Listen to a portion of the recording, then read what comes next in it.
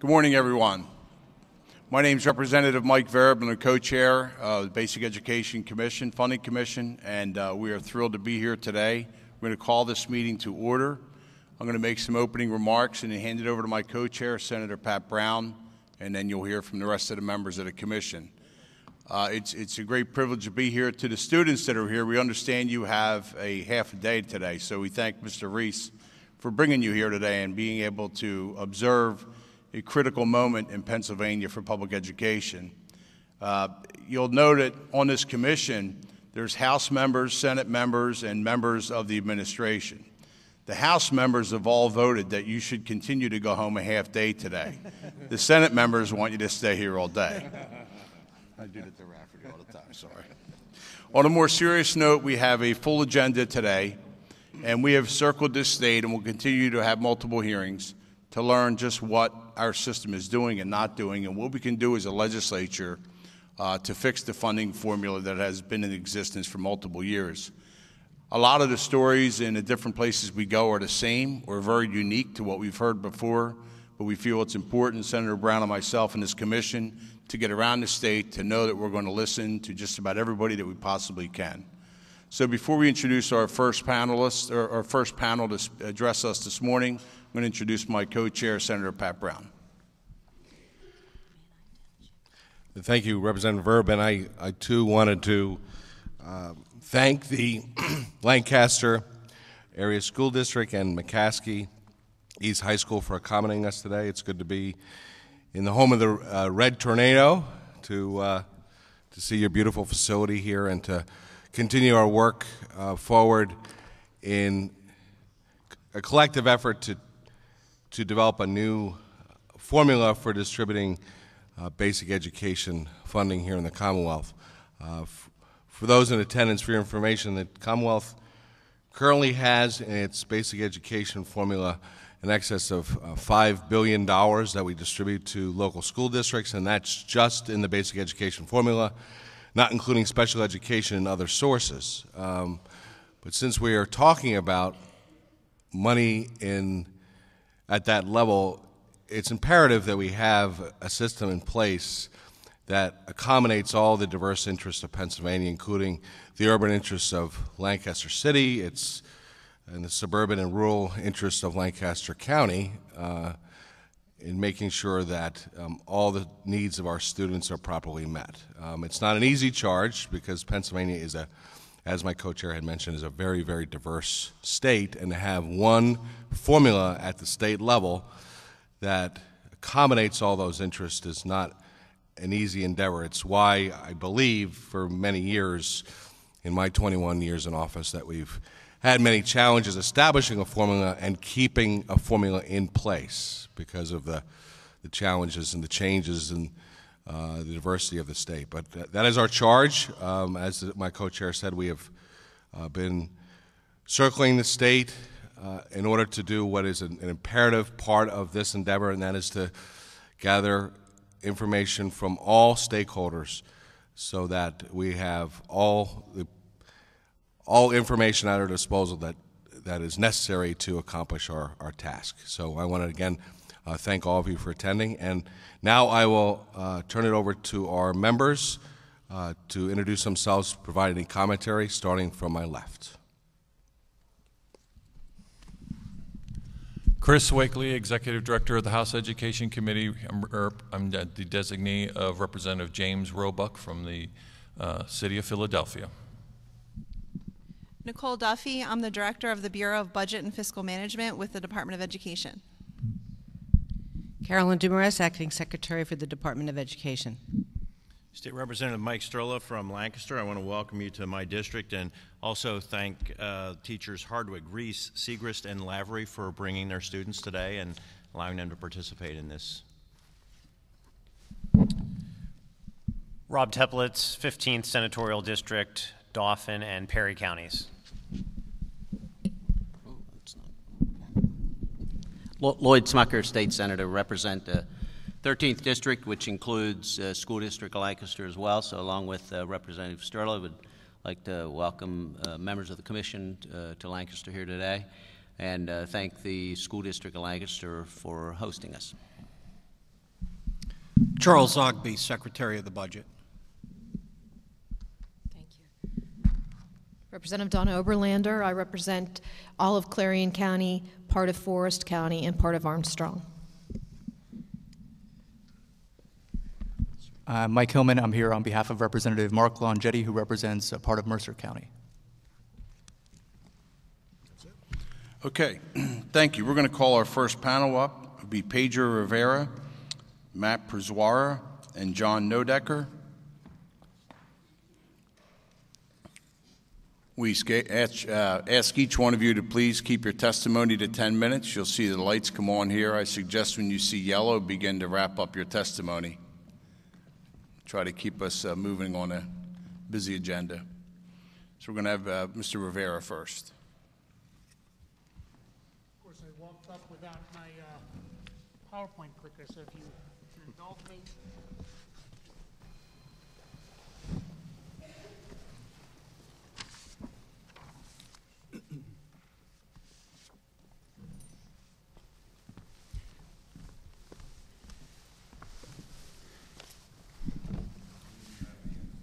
To read first?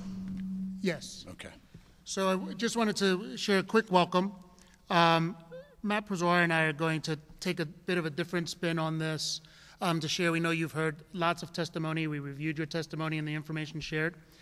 We wanted to add a bit of a more qualitative aspect to it. So both myself and Mr. Prezwara will be presenting together. And let you introduce yourself quickly, Matt, to the Commission. Thanks.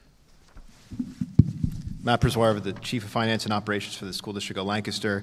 I've been with the district for 7 years now, and also did a lot of work with PASBO that you heard testimony a few weeks ago as the chair of the benchmarking committee. So a lot of this correlates with that work that we did there as well. So thank you for having us today. I'll turn it back over to you, Pedro.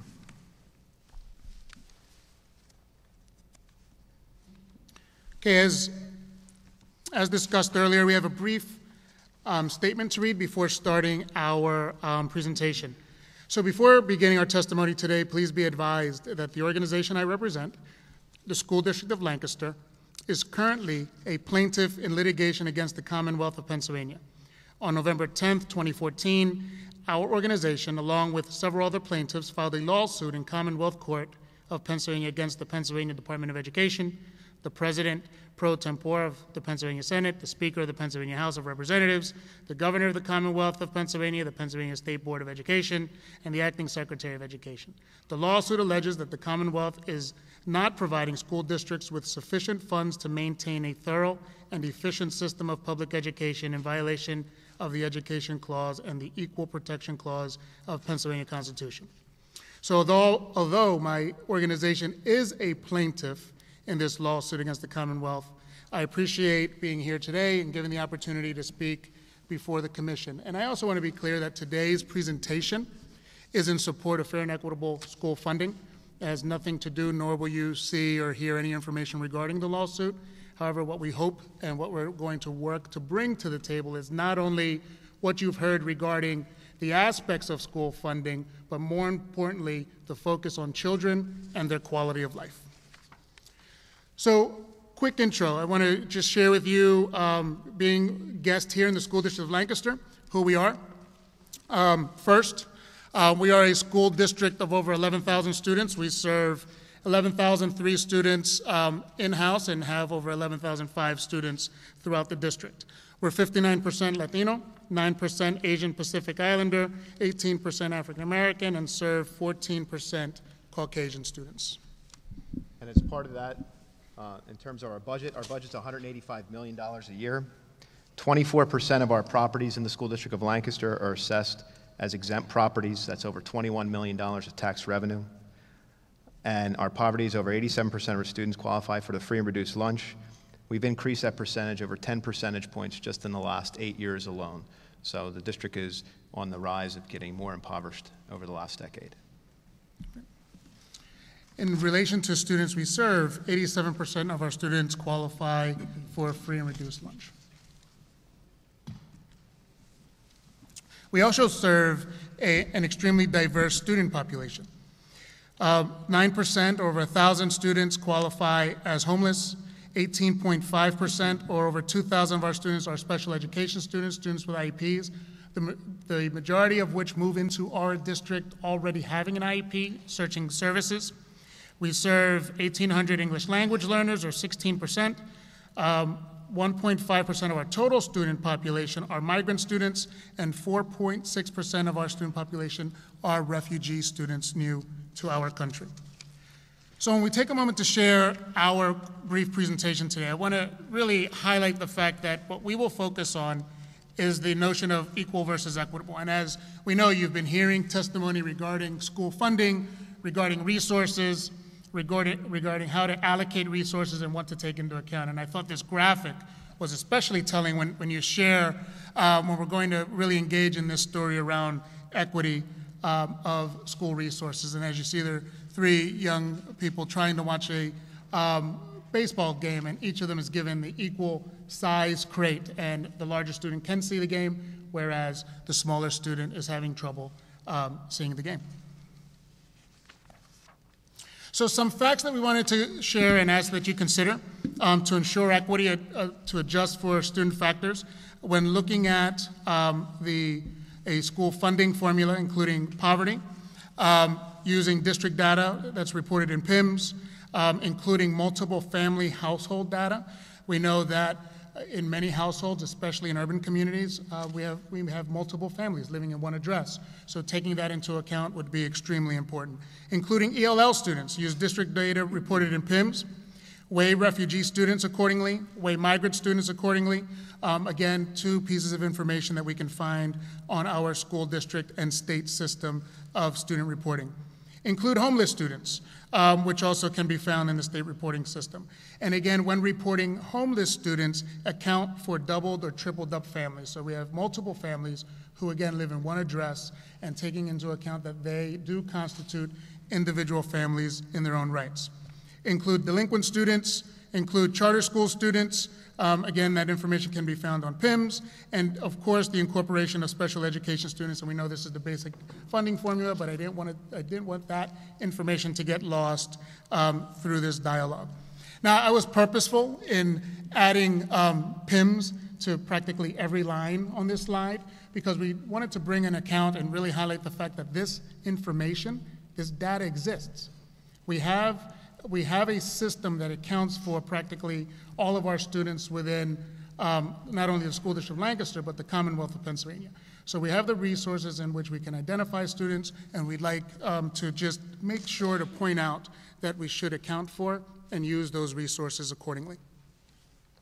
So we'll get a little deeper into ensuring equity for all students. So not giving every student one box, but allocating that box accordingly so that every individual child can participate in watching the game. So the impact of early learning, the impact of early childhood. So just to share with you, here in the School District of Lancaster, we serve about 500 students in our early childhood programs. We have a waiting list of over 700 students waiting to be housed in a school district program. We know that children need over 1,000 hours of lap time prior to kindergarten to have the readiness skills needed to learn to read by kindergarten. By the age 4, a child from a lower socioeconomic family could have heard 32 million words fewer than a classmate from a professional family. So when you look at serving urban environments, when you look at serving students who are impacted by poverty, the focus and the investment in early childhood education is especially important. I think it's important, as Pedro talked about those different things with all the early childhood learning, the district about a decade ago made a strong investment to start investing in these pre-K programs, both at the K3 and the K4 level. We spend $3.5 million annually just on pre-K education, of which 51% of that comes from our local tax dollars, just to supplement the grants that we have in place. And as Pedro mentioned, that still doesn't serve all the kids that are in need within the district currently. Second factor that we'd like the Commission to consider are the benefits of low class size. And I know there's been multiple testimonials regarding the impact of class size. So we've dug deeply into not only the testimonials shared, but the data and the resources that are out there.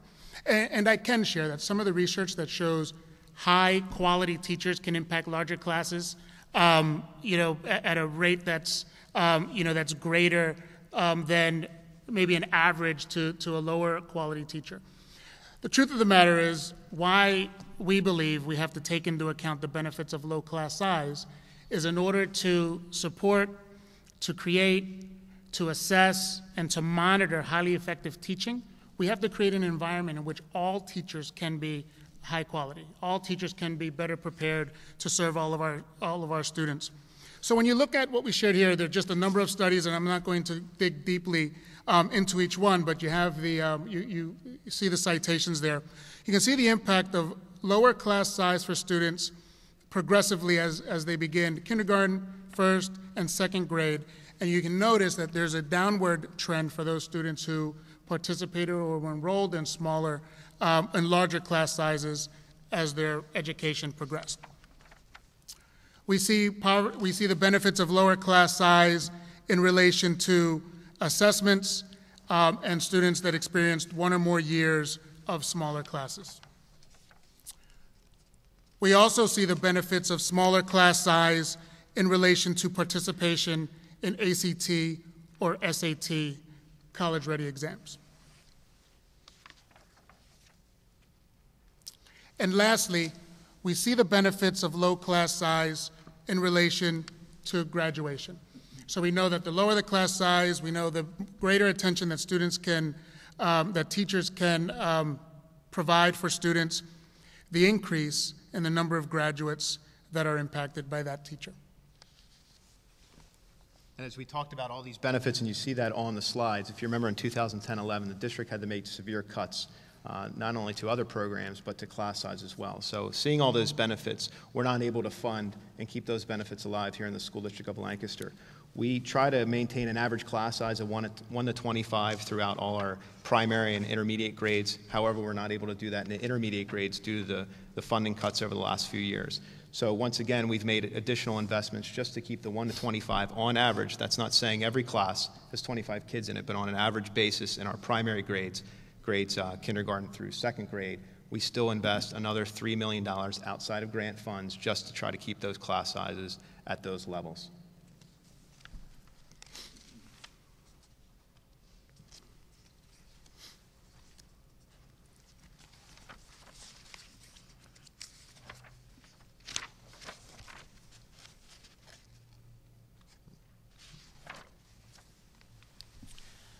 So another area to take into account are the education or the focus of the whole child and providing individualized goals that require specific supports for all students and opportunities created for all of our kids. So when we looked at the state engages in a response to intervention and instruction model that ensures or sets an expectation in which 80% of instruction happens in the classroom. And 15% of intervention should focus on teaching, and then 5% of much more intensive intervention should support student learning. When you're looking at that individualization of student support, we have to take a number of factors into account. First, this is where class size comes into play. Secondly, this is where the focus on individualized attention and intervention come to play. So areas such as reading intervention, math intervention, the focus on student safety within the classrooms. As we look at commute to schools, looking at crossing guards, as we look at creating safe passages and bully prevention.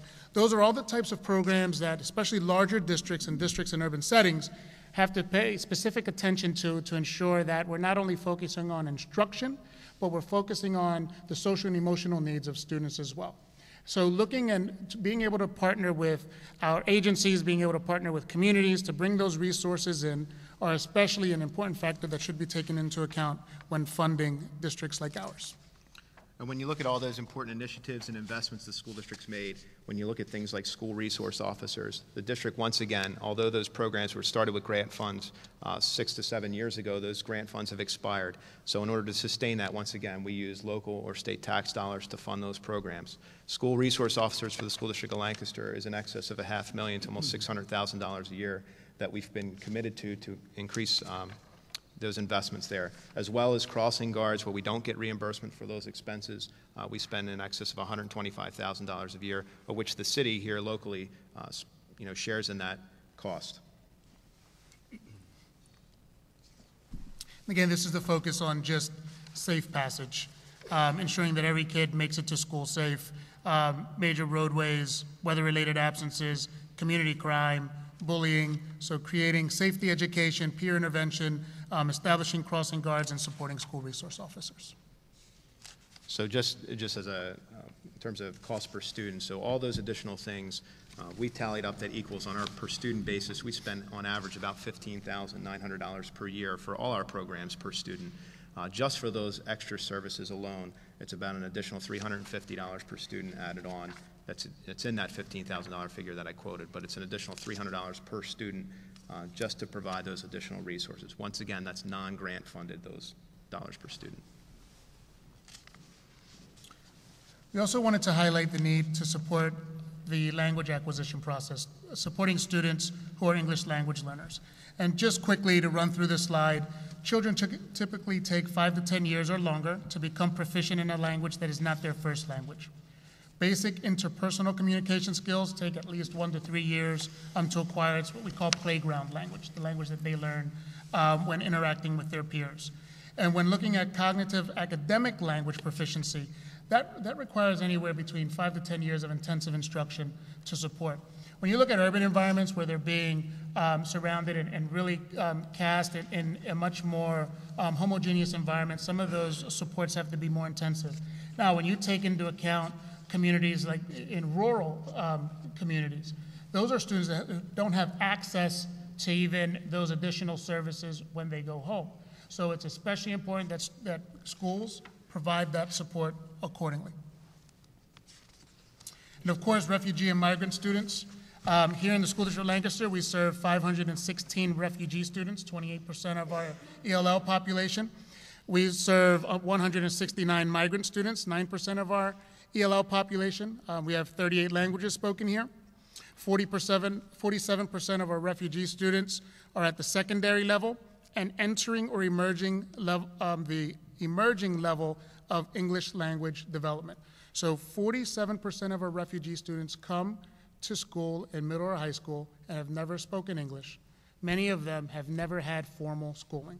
Many of them have lived in refugee camps. Many of them, we have students from the Congo, Congolese students who were childhood soldiers. So we have students who are coming into our secondary schools never having experienced a school or learning or English at all.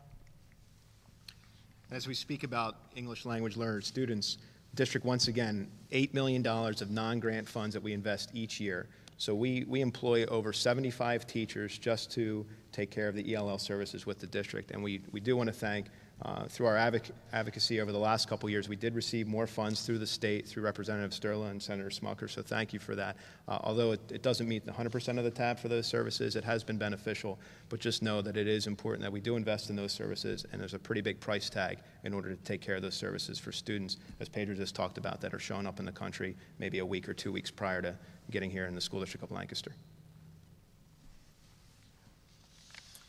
Why don't you just quickly share the impact of homeless students and the services and the supports that they need. And I don't think I have to dig too deeply into their story, but being a district that serves over 1,000 homeless families, understanding that they arrive to school, they arrive to our community with minimal to no resources. They have unmet social and emotional needs. There are family stressors that limit parent engagement and supports. Many of them experience low self-esteem and lack of belonging.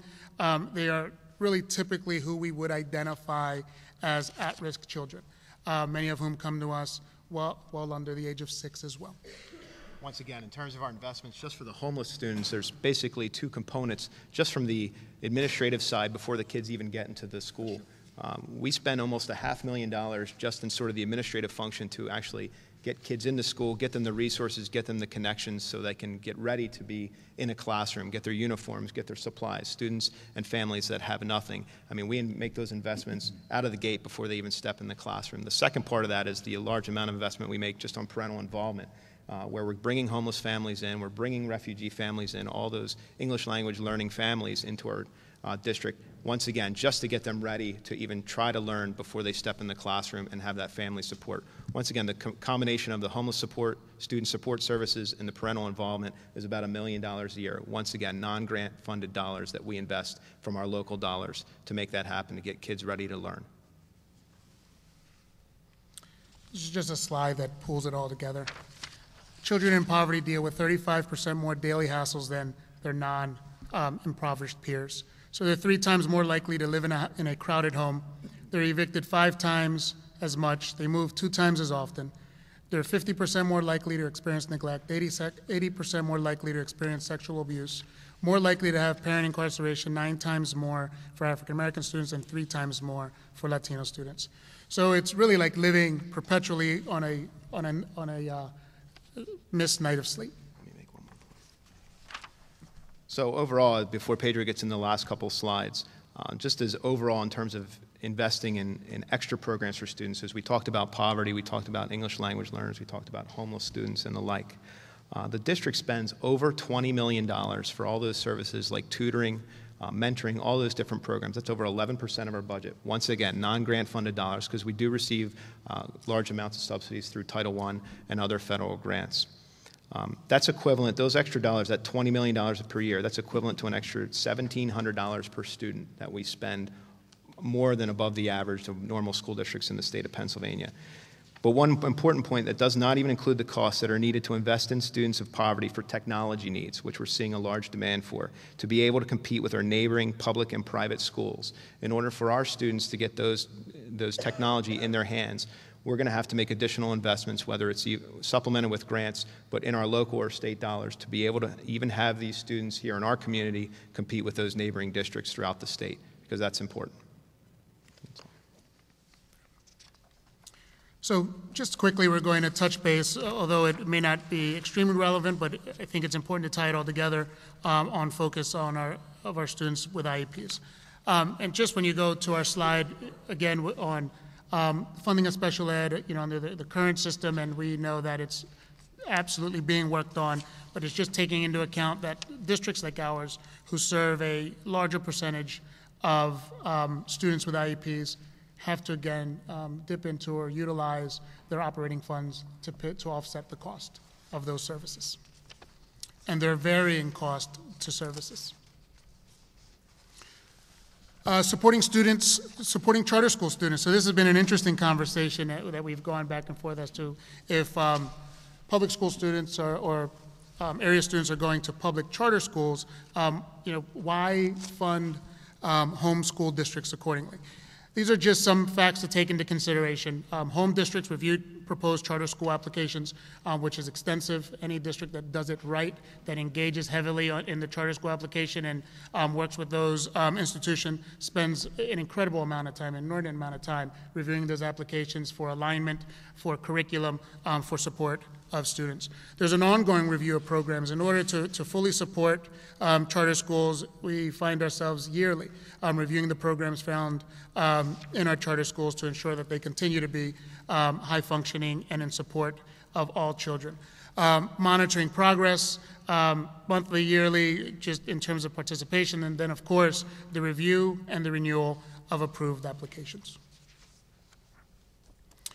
This is kind of where we pull it all together, and just really wanted to focus on, you've heard a lot of testimony, you guys have been true advocates to really make this work, and we wanted to take a different spin and just share the qualitative aspects of what you're doing.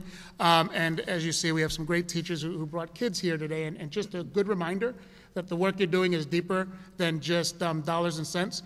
This is about kids and communities. So hopefully, if nothing else, we were able to show that we advocate, we applaud your work, and we hope that ultimately we're able to establish and support a school funding formula that puts kids first and ensures that we're able to provide equity for our neediest kids. Good job. Okay, thank you. We'll have questions for you in a few minutes. We're just going to let Mr. Nodeker speak as part of the panel, and then we'll hit all three of you at once, if that's okay. You have 10 minutes as well, sir. Thank you.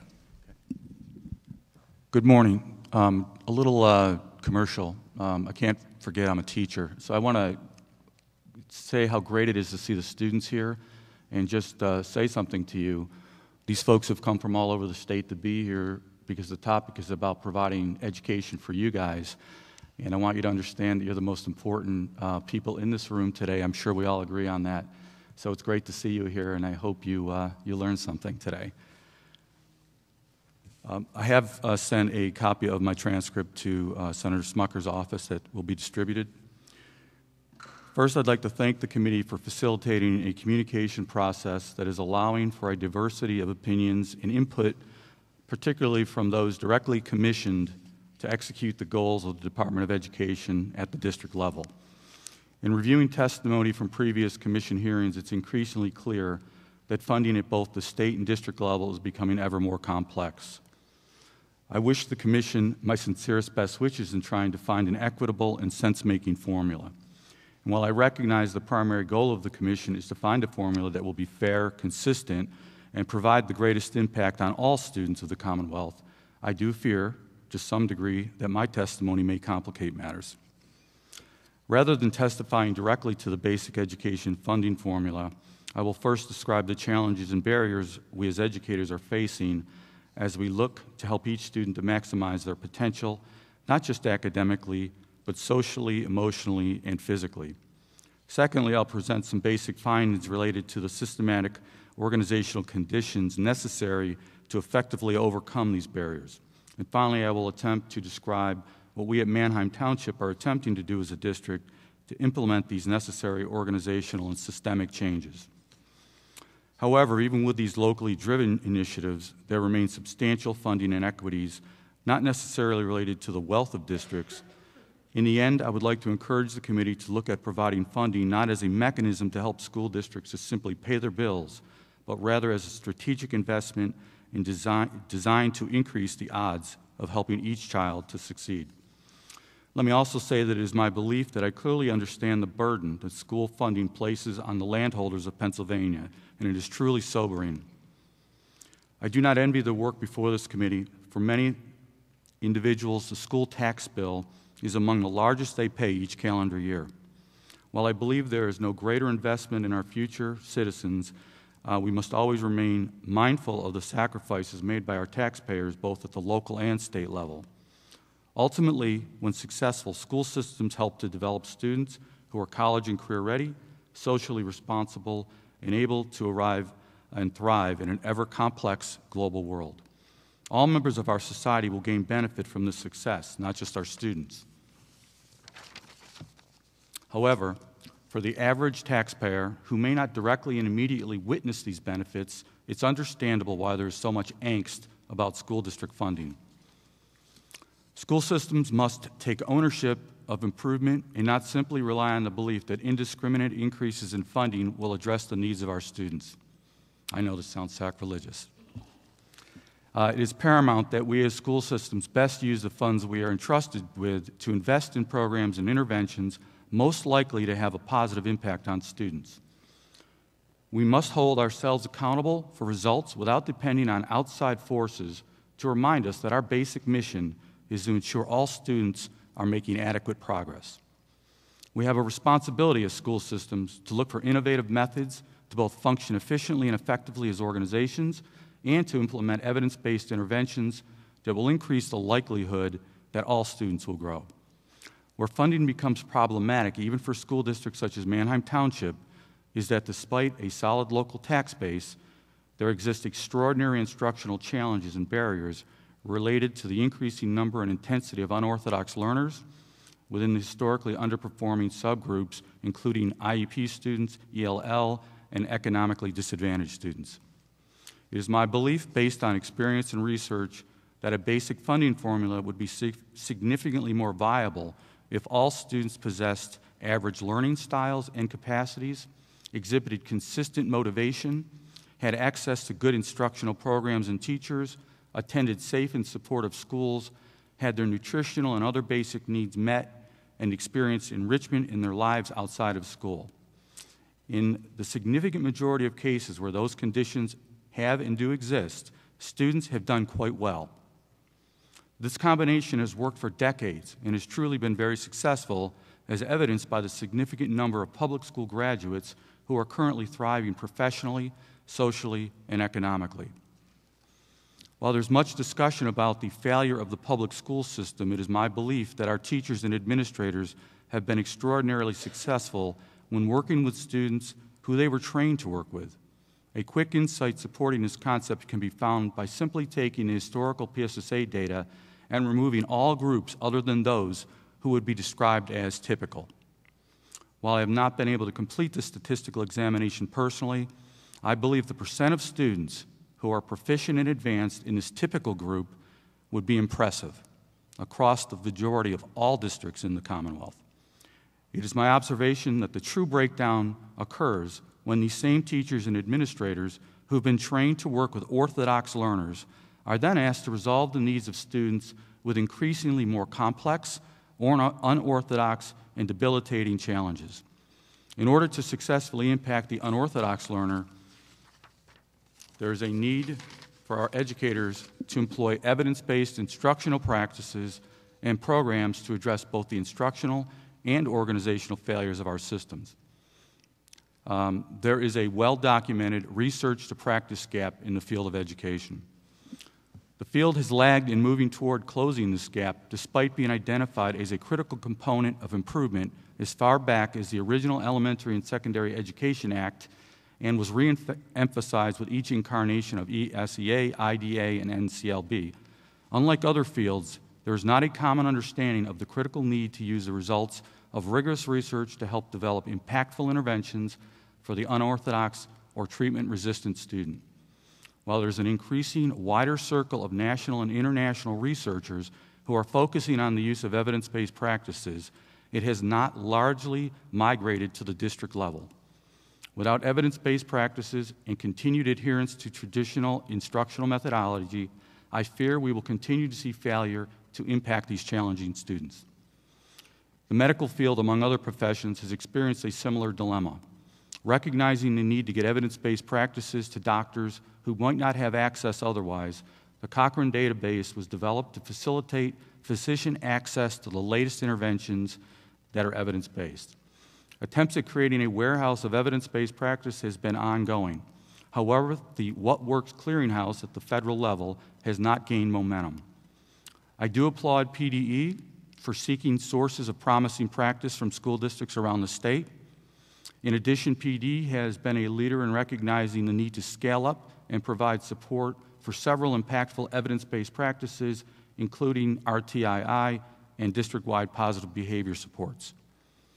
While I'm a true believer in the correlation between educator and administrator effectiveness and student achievement, I fear that one of the unintended consequences of the current educator effectiveness model, with its complicated rostering, labor-intensive, and resource-draining side effects, is to have drawn still more resources away from our primary mission.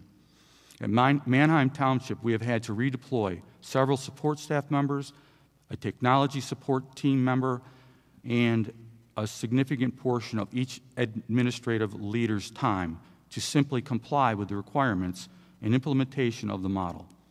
This in itself has created yet another funding strain on our system.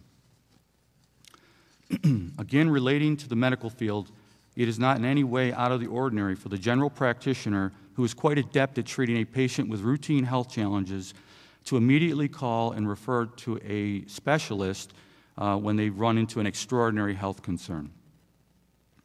This person is primarily focused on extraordinary health needs and devotes significant professional development time to bringing the latest research to practice in order to best provide for the need of that patient. Often in the field of education, the general practitioner is expected to handle all instructional issues, particularly with the emphasis on inclusionary practices. Even where specialists do exist, there often remain a lack of adequate training on the identification and implementation of evidence-based practices. Speech pathologists, physical therapists, and occupational therapists are notable exceptions to this rule, and the results in those cases are extraordinary. Organizational conditions necessary for the implementation of these practices. In 2005, Dean Fixon and his colleagues from the University of South Florida completed what many consider the definitive literature review of rigorous research on the implementation of evidence-based practices within schools and other human services organizations. Systematically reviewing over 2,000 studies directly related to organizational process implementing evidence-based practices, they concluded that there was a number of factors that must be in place. These factors, when applied to school systems, are described in the Minnesota Department of Education model, and they are: there must be pre-service training that provides the teacher and/or practitioner with an excellent and robust background knowledge with evidence-based practices. And I am happy to see that the state regulations have now included instruction for pre-service teachers on evidence-based practices as a part of the curriculum, but I believe 2013 and 14 was the first year. Selection of the practitioner, identification, selection, and maintaining highly skilled teachers and other practitioners. The third factor is professional development, and I believe probably the most important.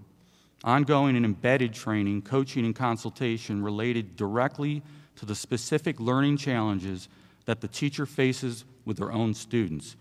Linda Darling Hammond from Stanford University, one of the foremost research on professional development, has definitively condemned the common workshop, stand and deliver model often used in school systems, and has instead endorsed an intensive, research-based, job-specific coaching and collaboration model.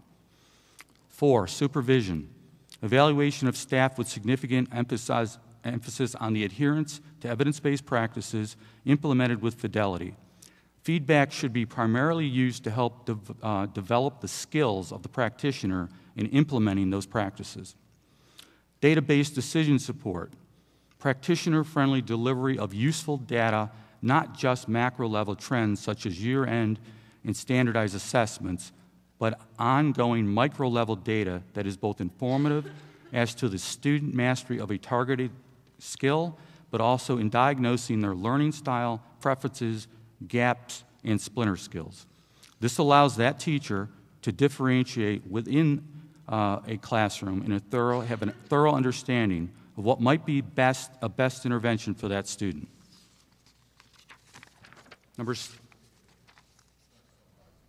Sure. Executive supports need to be in place that facilitate that process and systems intervention, and this is most pertinent to the state. State education systems and legislative efforts should be designated to create a hospitable state environment. I do want to mention a few programs that we have put into place because I believe it is the school system's responsibility to take part in that. The initial creation of a volunteer army, we have recruited people to help us. Initiation of community collaboration. We have begun the process of collaborating with universities, businesses, development of a part-time workforce to help supplement teachers to allow them to collaborate, and a senior student internship program. I do want to talk about the extraordinary cost to some of our students because the basic education funding does not address this. This is a partial list of some of the more extraordinary situations that burden the entire Manheim Township school system. Student A, this is a student who is in our system at this point.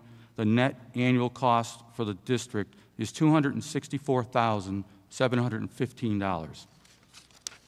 We have students around 6 or 7. The net cost of the district annually is $88,000 to $107,000. These are students with extraordinary needs, of course. We have another 20 students who cost an additional $40,000 to $50,000 a year, and another 16 who cost us $30,000 to $40,000.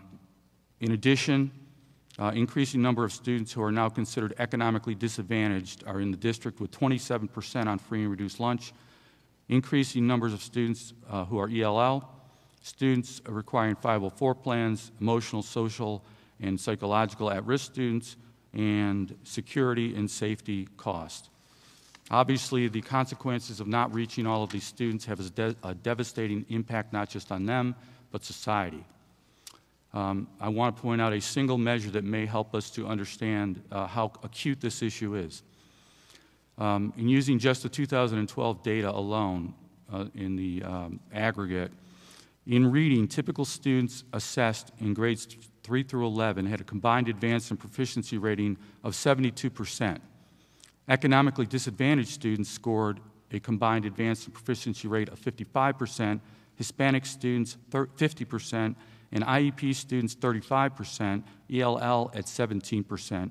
In math, it is the same trend, and it gets worse as students get older.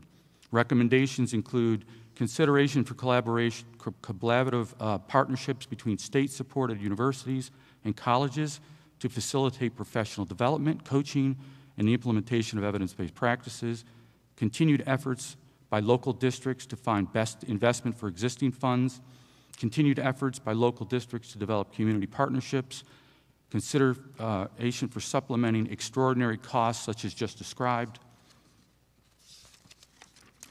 and consideration for incentive-based funding for school districts. Districts who are willing to implement evidence-based practices with the understanding that they will then act as liaisons to other districts should be used. Sure. And finally, consideration for the expansion of Baton programs. Thank you. Please submit the rest of your testimony for the record. Sure. Appreciate it. Representative Sterler for a question. A couple of quick questions. One, actually, I want to make a quick statement to some of the students because, as was pointed out, this is about you. The testimony pointed out that in the school district of Lancaster, we spend $15,900 per pupil each year. And when you think about this, if you've been in school since kindergarten, by the time you graduate from McCaskey here, there will be more than $200,000 spent on your education, each and every one of you. That's more than somebody giving you a house and a car and a lot of other stuff.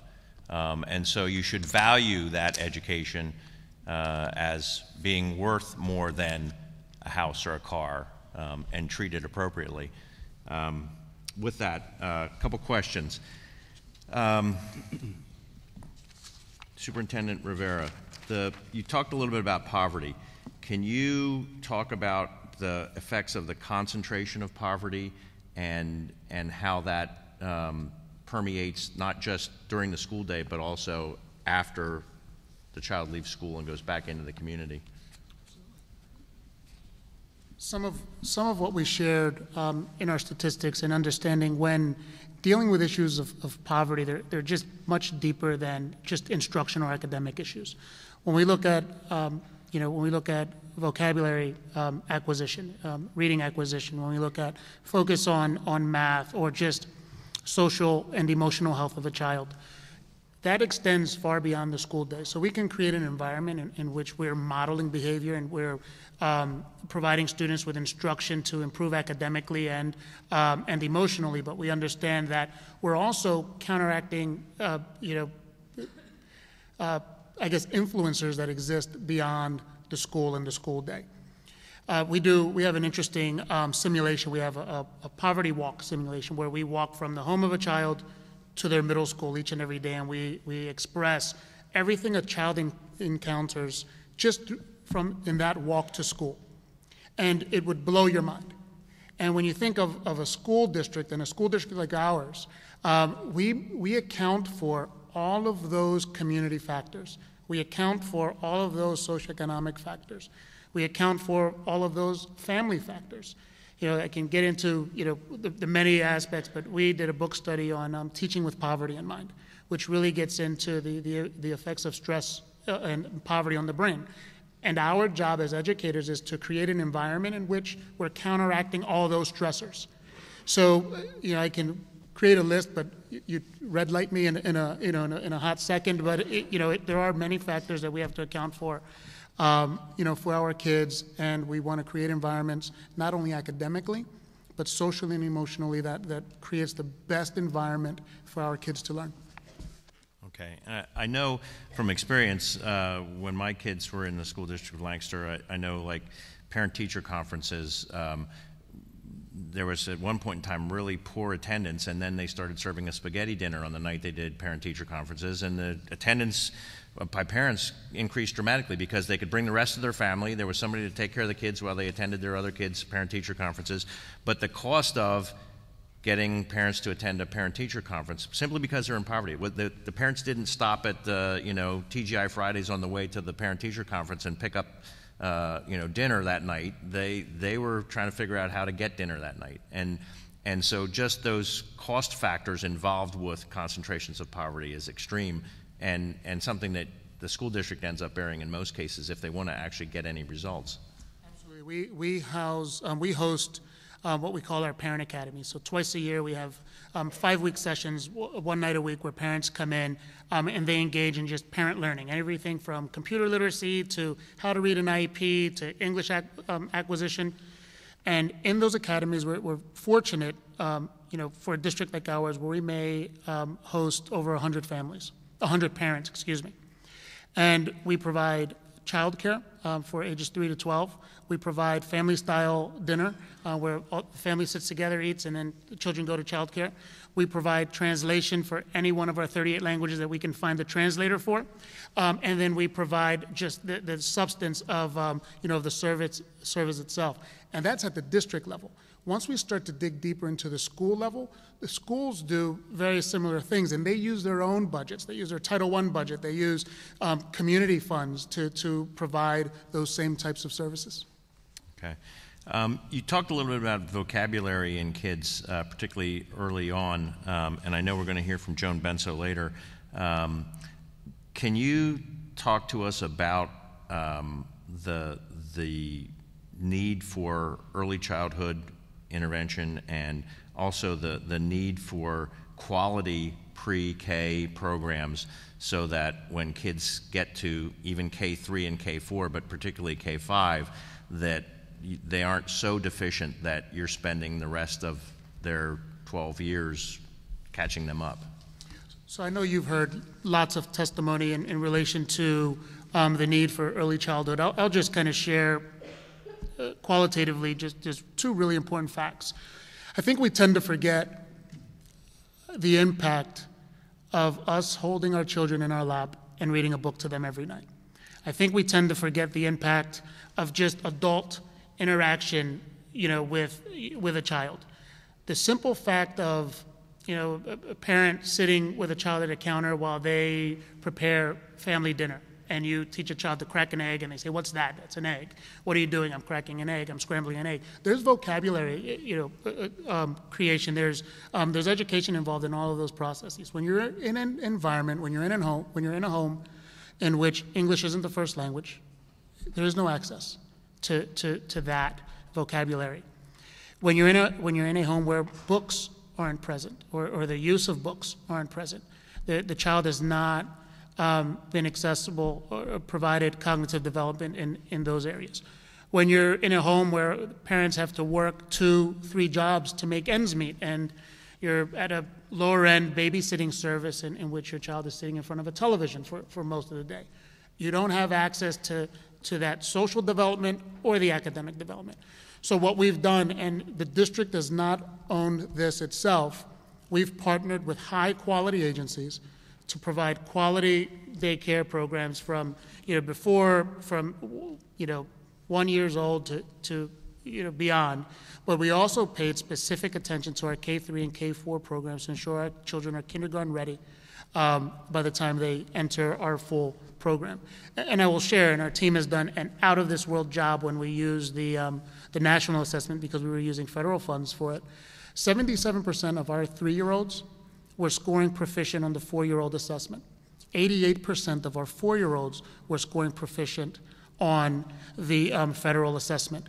And I also have to share with you, we have a 10-point scale, and you get a point for every needy area: free and reduced, English acquisition, early intervention, and need of specialized services. So our less than 500 slots are first filled with our neediest kids. So that's 88% of our neediest kids meeting the national benchmark in performance before they've started kindergarten. So imagine what we could do if we opened up slots and had partnerships for the other 700 that may be number 5, number 6 on that list. Can you quantify that for us a little bit in terms of one of the things we're wrestling with is we know that there's a cost involved. how much of a cost? What's our factor? Is it 1.5? Is it 2 times? And then can we show that if we spend those dollars up front, that we can actually save those dollars? I mean, which statistically, I believe the school district at one point in time reduced significantly its number of kids with IEPs in their early years because we had made that early investment. I mean, can we show statistically that if we spend 2 times as much on those early years that we can get that kid to the point where now we can fund them like a standard student instead of 12 years of remedial work? So I'd be careful to make an absolute statement. I mean, there's so many factors within that, and we're being recorded. If we were anywhere else, I maybe will share my opinion on it. But to be honest with you, actually, we created a white paper for our early childhood programs that I will share with you. It's just a brief, what the program looks like, the impacts of the program thus far, and if we wanted to expand, what expansion would look like. I will definitely send a copy to everyone. But I can share with you, when we compare our students who have gone to an early childhood program and have been able to stay within that track for kindergarten and into 1st and 2nd grade, I can absolutely share with you the students who have gone through that, have taken that trend, who have gone through that trajectory, were not in as great of need of intervention than students who did not attend early childhood or even kindergarten programs. And what ends up happening, because of how we have to schedule intervention, you have one teacher providing an intervention. So now you have your neediest kids missing core content areas because it just doesn't fit logistically, which is the other argument for small class size. So it's a double whammy. One, you're pulling them out of class for intervention because they don't have the skill set needed to be successful. And then you're pulling them out of core subject area because there's just no other place to serve them during that time. Or you say, well, you know what, we're going to take the lesser of 2 evils and pull them out of recess. And how unhealthy is that, for a child where they should be socializing and getting in physical activity? So there are a lot of nuanced conditions that we'd have to explain. Right. One final question, and then I'll, with English language learners, you talked about the fact that there are 38 different languages. Do we have the ability to do distance learning with some of those languages? Because, if you have 5 Nepalese students and 5 Spanish students and 5, foreign languages when I went to school was Spanish, German, and French, and then that was it. Obviously you've got 35 more than that. How do we accommodate that in such a way that those don't become extremely costly, where you have one-on-one kind of tutoring? So we have an amazing team. I have to share with you. I mean, we're fortunate here in the School District of Lancaster to work with some really committed, smart people, and they've found everything from phone translation, where needed, to bringing in community members to provide translation, to more professional translation services.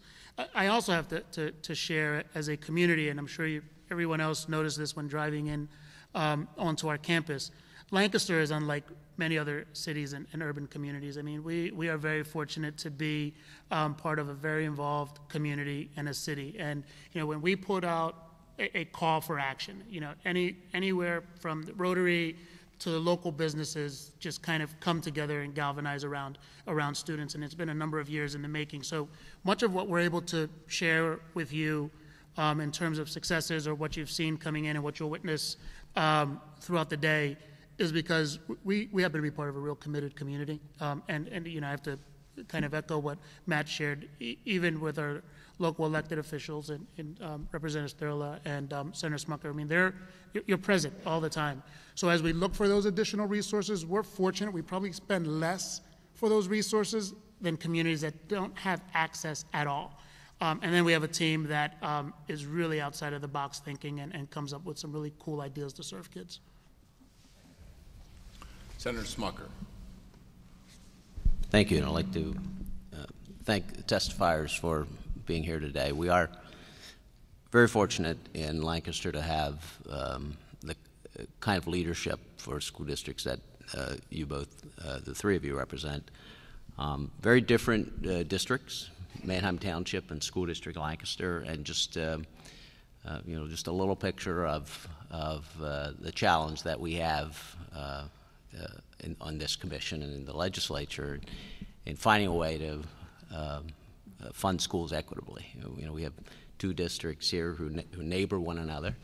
But both leadership at each of these districts is outstanding, very focused on the kids and on ensuring that the kids are prepared for life after they leave the school. And I appreciate, John, your testimony. John brings, I think, a interesting perspective and a focus on individual kids, and sort of a laser focus on that individualized learning that I think we're learning more and more is important. It's no longer, in fact, as a part of this process, we're beginning to look at some of the examples of school districts that are doing really, really well, and almost unexpectedly so in some cases, whether it's, they may not be spending as much per student, or they may be in very challenging districts, and you have some examples where schools are doing really, really well. And I think in every case, it's committed, inspired leadership, and teachers is a big part of that. And the other is individualized focus on students. It's no longer enough for a teacher to show up in a classroom, present the lessons, leave at the end of the class period, and expect that the job is completed. And you know that very well. Both of these school districts are very, very focused. And I think you bring that into the role of this commission, and we're focused on diverse school districts with many different needs, and we're trying to find a way to equitably fund them. And so it really comes down at the end of the day to what factors we all, I think, a lot of discussion that's occurred with this group over the past number of months, understand that there's a need to go to, first of all, funding formula that's based on the number of students, and then that's based on the individual needs of students. And so we've talked about factors. We're still not exactly sure what they should look. We have a rough idea of what they should include, but we still need work in terms of the weighting. One of the things that I've heard in your testimony from School District Lancaster today was you seem to have done a lot of work, or you seem to know how much you're spending for different populations or students with different needs. And so I think you can really be helpful to us. You said you're spending $500,000 on these programs, and we haven't heard a lot of that yet. So it may be helpful for you to attach some. You've laid out the factors that you think we ought to include, and it may be helpful for you to actually take your budget and sort of plug it into those slots. And we can begin to get a sense of how much more we should be allocating for a student in poverty, for instance, or a homeless student. These are some of the factors that you suggested. I think we all, your slide you use here, I think, is a really good picture of what it is that we're trying to accomplish. We know School District Lancaster, in spite of doing very, very well, I think given the needs you have, there's still work to be done. And we know that, and you know that, and you're working hard on that. And our formula must, in my view at least, recognize the needs of students. And the goal at the end is that all of our students are proficient. And if a student is coming to a classroom without the support from home, then we've got to find a way to compensate for that. And so I think in the past, our formula hasn't adequately addressed some of those issues, and so we've put students who come without some of that background at a disadvantage. And I think one of the goals, at least of mine in this endeavor, is to try to address that particular issue. I did want to just very briefly, and I'm sorry I went on a long time without a question, but you mentioned class sizes, and I just want to get your perspective on this. And I think, because I think class size is in some ways a decision that a school district will make with the funds that are available to them. And so one of the other questions we need to ask ourselves is how much do we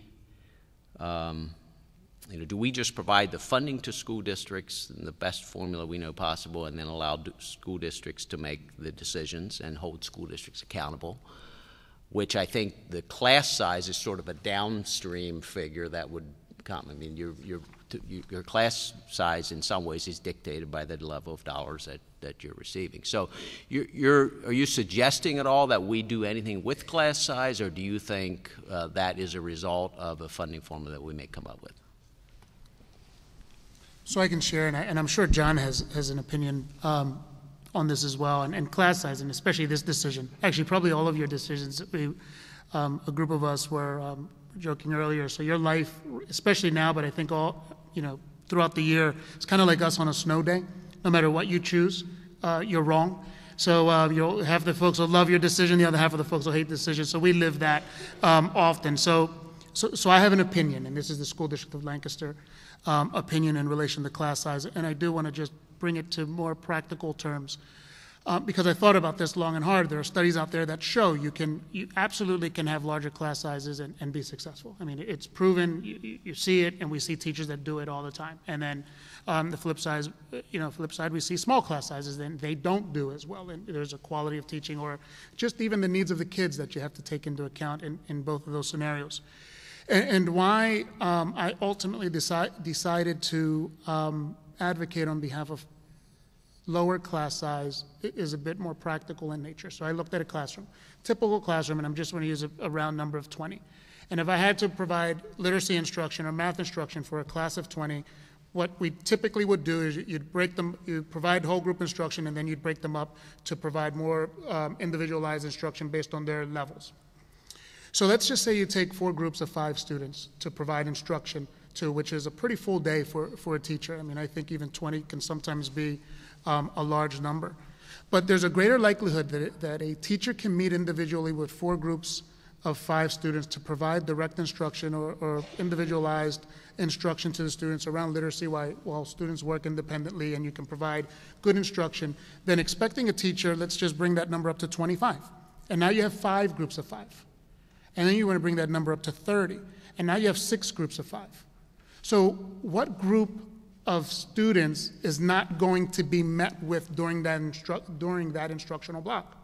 And if you're a district that infuses 120 minutes of literacy and maybe 90 minutes of math and gives up in some other areas, you're always going to have to make a decision as to what students aren't going to be addressed instructionally that day.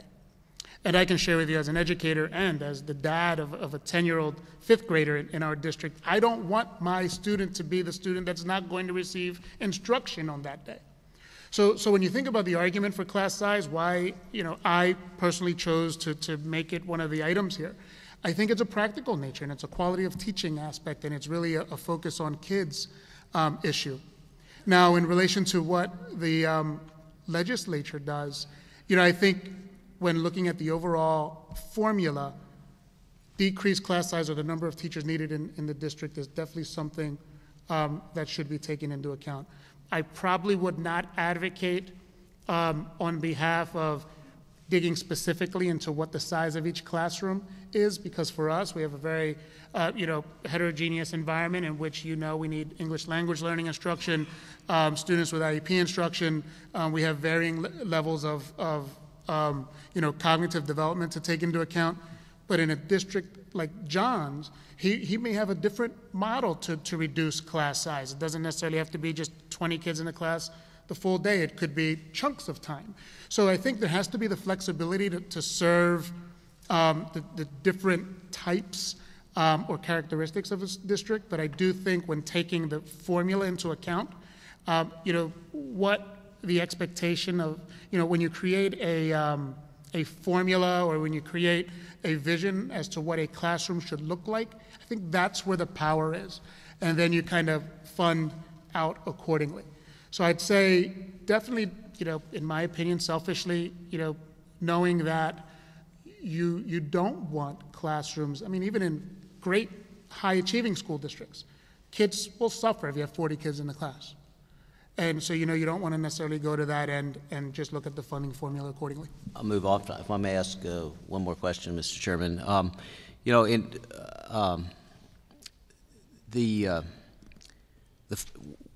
We're trying to determine through our formula the cost of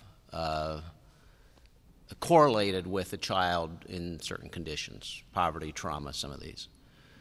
But I think at the end of the day, it's really a measure of how prepared that student is for the classroom.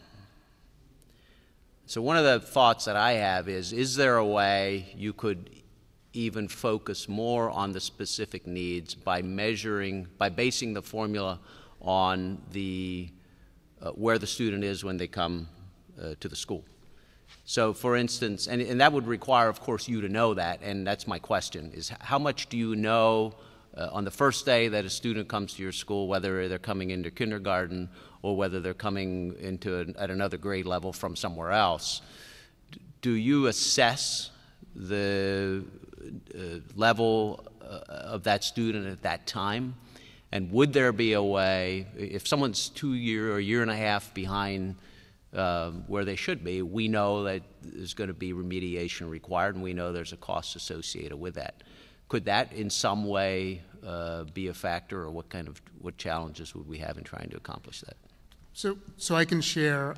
First, we are, here in the school district, we're very fortunate. Matt and his team, they run an incredible business office. I mean, they're 4 years.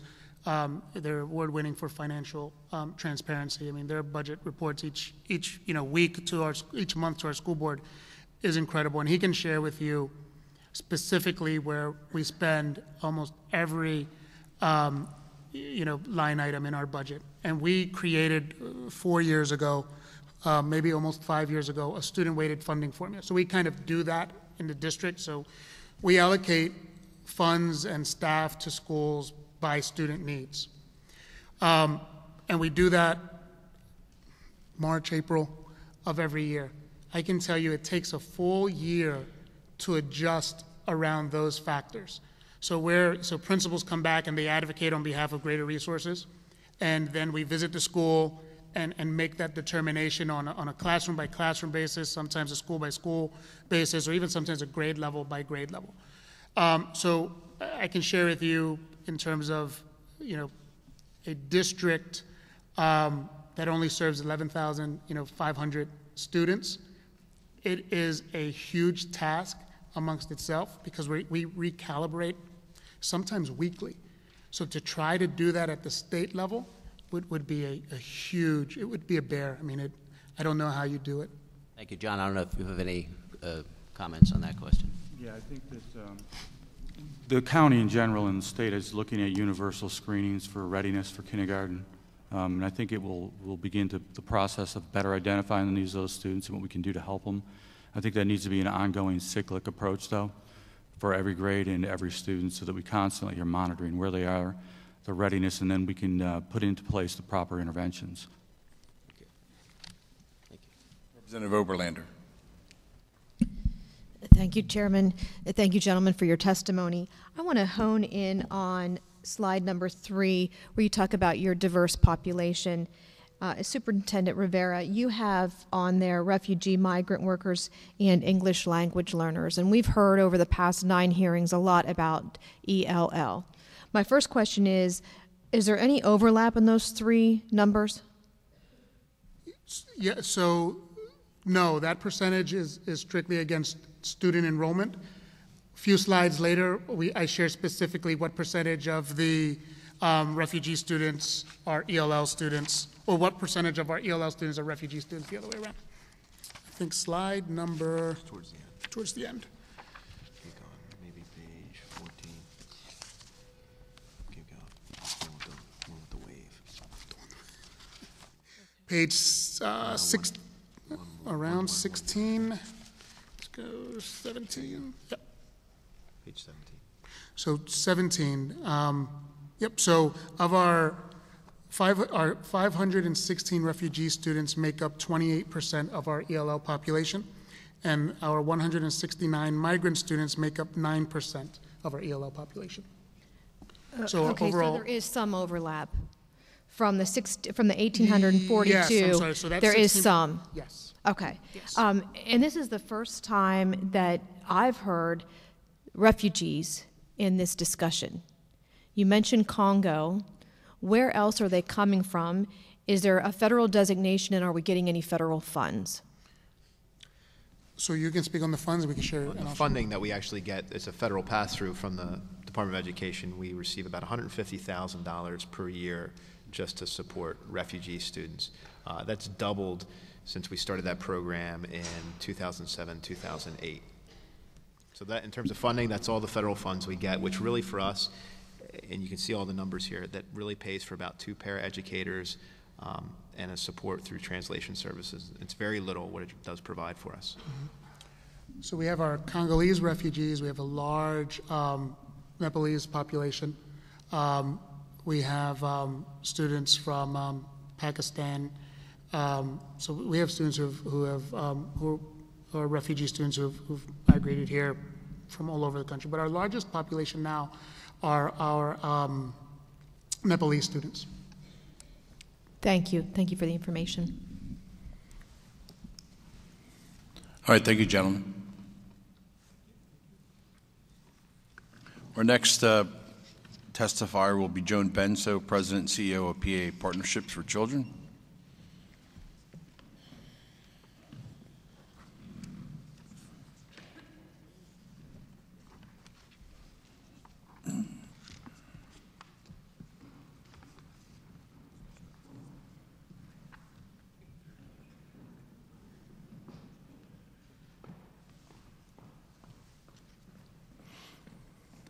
Welcome, Joan. You can begin when you're ready, and I ask you as well if you could please stick to 10 minutes. We appreciate it. I'm going to cheat a little on the beverage because I'm recovering from walking pneumonia, so if I collapse, someone will save me. No, it's not that dramatic. If you collapse, you can just submit your testimony for the record. Well, Representative Verb, it's the first time I've been out of the House since I got off a plane from California on Saturday night. Welcome back. Because this is a very important opportunity and not one that I would miss. I'm not going to read my testimony. I'm just going to do some highlights on it and try to take you right to questions. But I will take a few minutes because I want to illustrate a few points. Obviously, you've undertaken a critically important task to figure out how we fix our broken school funding system. And I don't want to articulate the problems for you because you all wouldn't have been traveling the state if you didn't know we had any problems. So I want to thank you for your service. I want to talk to you today a little bit about what Pennsylvania Partnerships for Children believes should be the elements of a new school funding formula, a permanent, predictable, financed school funding formula, not one we rejigger every single year when we pass a school code bill. As someone who's been doing this work in Harrisburg for a very long time, that would be a very nice change of pace. So first and most importantly, I think we believe that you need to look at reliable data. And you need to begin by doing a careful analysis of cost. If you had the luxury of time, you've heard from researchers who have credentials far beyond mine. I'm very impressed with the work of Bruce Baker and Jesse Levin, who spoke to you from the AIR study that was done specifically about Pennsylvania and have done a lot of analysis of school funding around the country. And I would tell you, if we were in a perfect world, what I would hope you would do is do an input study, which would be similar to what we did in the 207 costing out study. I think we would all hope that the data to draw conclusions was much more transparent and would be in the future, but that information would be validated against an outcome study, which really delves much more deeply into spending and results. What Baker and Levin say, and you heard them say, is that the best modeling does both. It blends the two together. It's almost a cross-validation set of thinking. But we don't have the luxury of time. Mostly we don't have the luxury of time, not because the electorate was pretty strong about how they felt about school funding in the governor's election, because you created this commission and have to report by sometime in the spring. We don't have the luxury of time because children no longer have the luxury of time. How many more kids are going to go through generations of our school with such disparate education opportunities? So we recommend a couple of options for you, quite specifically, to build the information base you need, so you know what a base cost is, you determine what you should weight, and you understand how much it should weight. We might suggest one easy solution would be to hire Bruce Baker and Jesse Levin. And if the resources to get that done is impossible inside the public sector, we'd be happy to work with you to think about a public-private partnership to get those resources and to get them soon so they could get to work right away. I think you could do something pretty remarkable in even just a few months rather than a few years.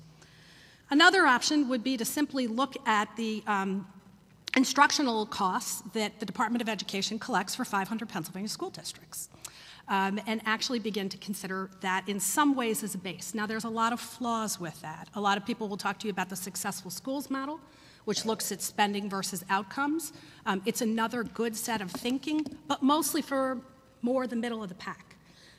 We don't have good sample sizes across all district types and district sizes. We do only have one Philadelphia, right? Something that big, and then Pittsburgh, and then everything else.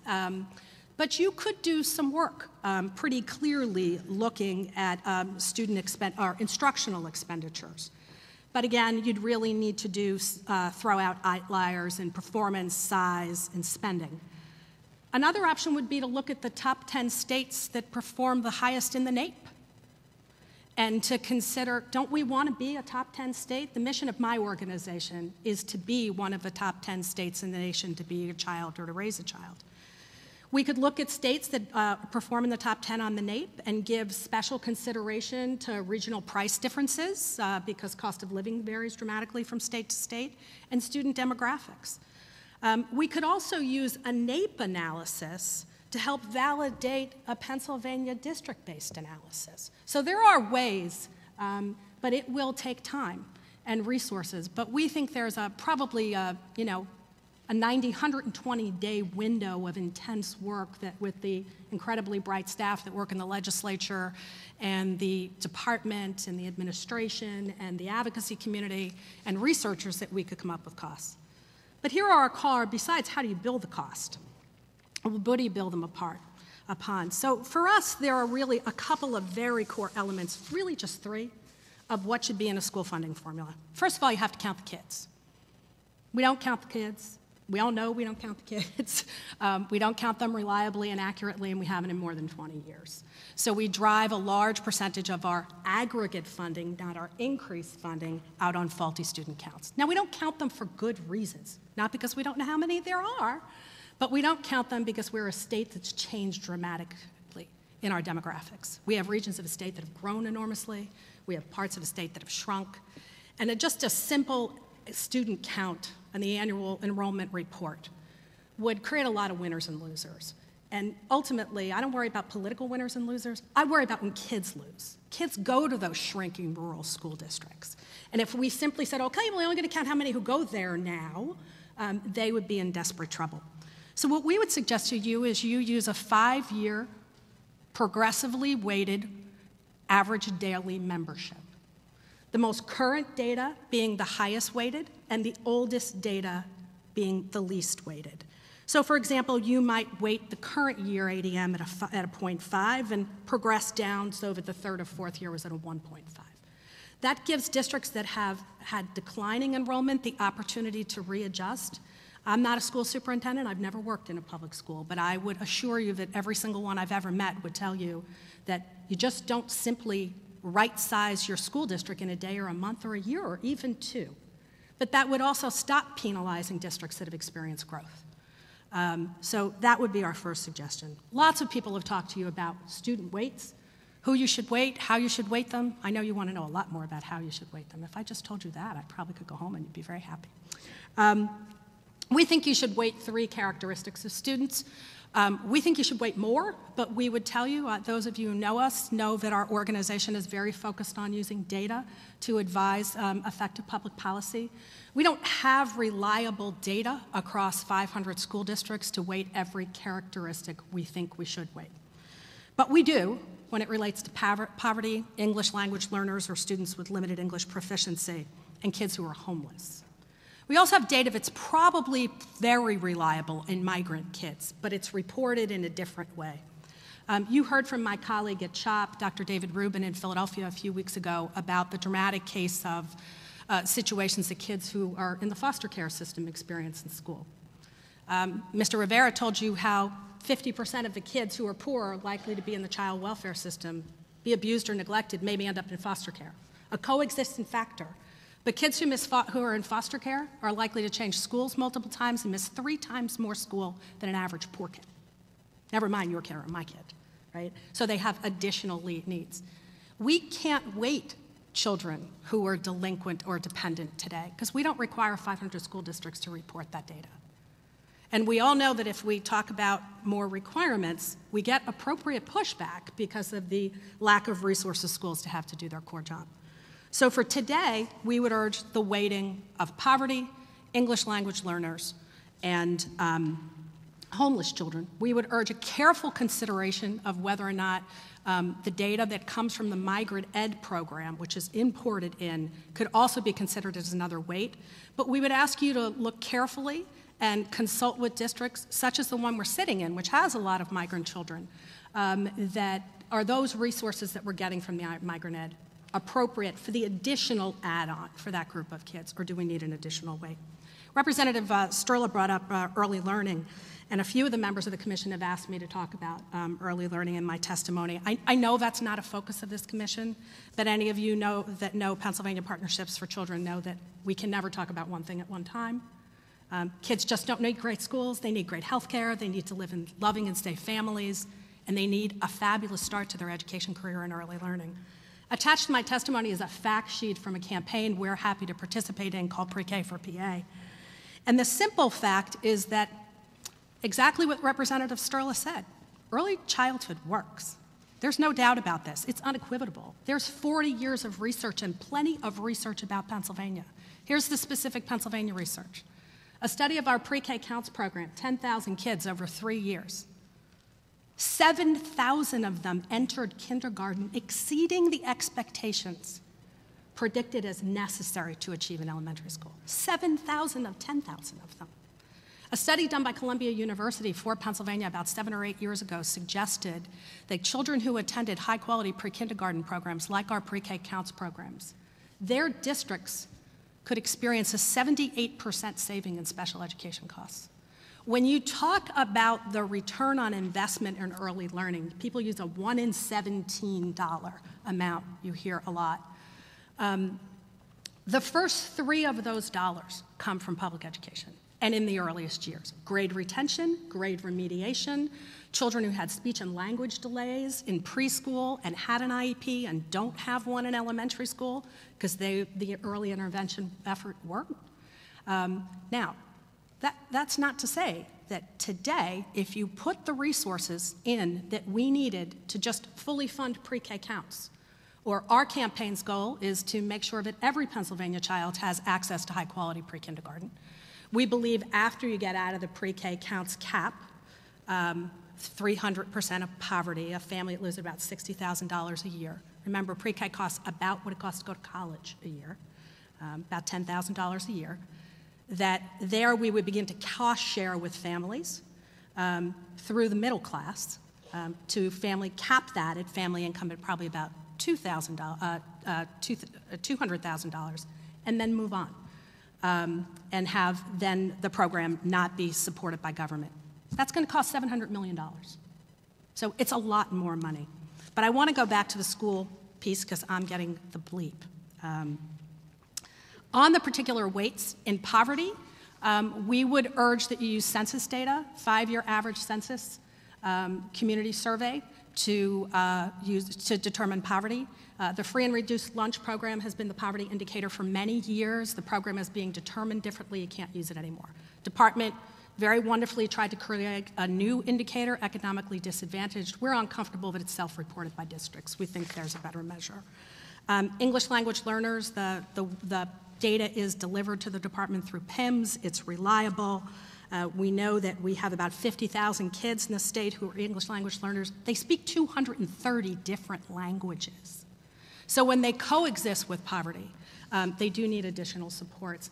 And I think you heard Mr. Rivera speak to the fact that oftentimes children who live in smaller school districts who are English language learners, the district needs a higher weight to support them because they have fewer of them than a larger district that has many.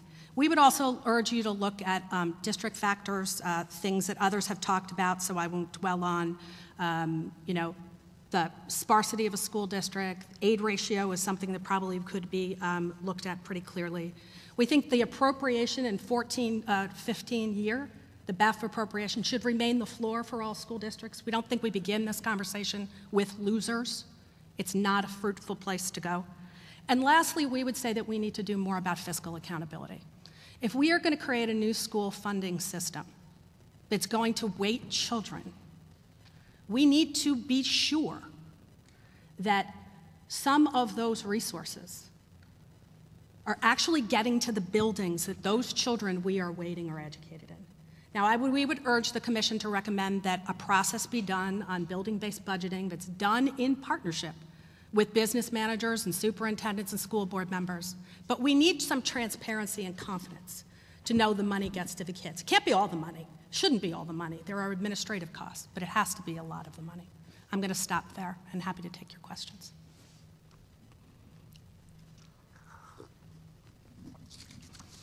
Mr. Wakely.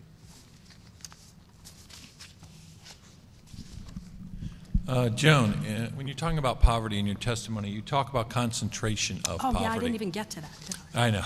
That's okay. And one other thing that we've looked at is in terms of poverty, that there's really three aspects to poverty, and we're trying to perhaps look at where the correlations possibly between them. One, of course, is just the overall poverty rate, which would be like 185% of poverty. Then there's the concentration of poverty, as you noted in your testimony, where it is different when you have 50% or more of your kids in poverty versus when you only have 20% of your kids in poverty.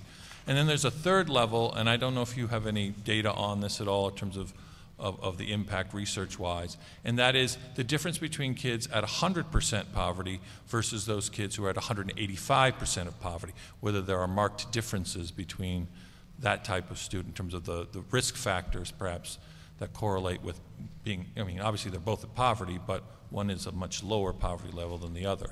Well, what I would say is a couple of things. First of all, thank you, Chris, for pointing that out, because attached to your testimony is a chart. I totally missed this piece. And in your testimony on page 4 is some local examples, including Lancaster County examples, Montgomery County examples, and Lehigh Valley examples. Poor kids struggle regardless of where they go to school, right? So if we just looked at the Lancaster County example for a moment, in Hempfield and Warwick, 86% of the third graders are proficient in reading. 1 in 4 of them live in poverty, and we're using that to mean under 185% of poverty. But if we come to the school district we're sitting in, where 66% of the kids live in poverty, only 62% of them are proficient. So as poverty increases in concentration, there's not a like, so you have 10% of kids who are poor, so 10% of your kids are proficient. Aren't proficient. You see that multiplier effect as poverty concentrates, because those community factors that come to the district with more families just struggling to make ends meet and get their kids safely to school every day bring those challenges into the building. So there are many states that have looked at concentration of poverty. And Chris, there are also states that have done 2 pieces. They have higher weighted the poverty factor for children under 100% of poverty. Because when people say poverty, I mean, what does that mean? What do you think that means? 185% of poverty is a family that lives at about $40,000 a year. 100% of poverty is a family of 4 that lives at less than $20,000 a year. So we all have family budgets. We can only imagine that. I just bought a car that costs more than what a family of 4 who lives at 100% of poverty lives on, right? And I would bet most of our last cars were in that more than $20,000 range. So we would urge you to consider both, to consider maybe an enhanced weight under 100%. So for example, if we weighted 0.5, maybe we would weight 0.65 between 0 and 100, and 0.4 or 0.5 to between 100 and 185. But then if a district has more than 50%, or even if you look at the data we provided to you in this chart, even more than 25%, you might grade those weights. because the exponential factor of this is actually quite real. And we'd be happy to provide you more information on other states. But again, I said this to Senator Brown a week or two ago. I'm going to sit here and tell you should wait at 0.5 because I'm doing what everybody else does. Unless you do, some kind of authentic analysis, we're all sort of backing into what we can do. In Pennsylvania, we've weighted poverty from everything from in 08, 09, 0.43 to 2.25 in the Ready to Learn block grant. Which one was right? They were both what we could get done. Kids deserve better than what we could get done, which is why I have never run for public office, because that's your challenge. A lot of other reasons, too. But. Thank you. Sure. Thank you, Joan, for your continued work. Sure. And your focus on what most are telling us and experience is telling us, not only in-state, but across the country, is a model that would be appropriate for Pennsylvania. It seems to be that states are looking to replicate their distribution of dollars at the state level to replicate the budget decisions that are occurring within their local districts so that they match in the allocation of dollars.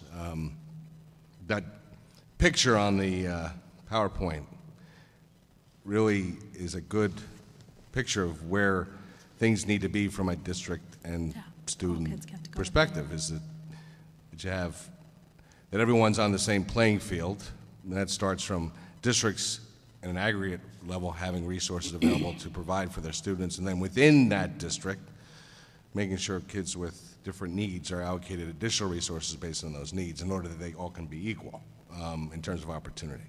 The secret is coming down to factors and weights of those factors that are based on actual experience and not just guessing what a higher weight or lower weight would mean. That would, as you said, that would get it done. That it has to be tied to some level of services for that kid at 100% of poverty, 180%, 5% of poverty that justifies the higher weight. One thing that you had mentioned in your testimony that I continue to wrestle with is the efficacy of the input versus output-based model. And if in determining weights, if you have experience that you can look to that contain the student characteristics that we're looking to weight, where districts are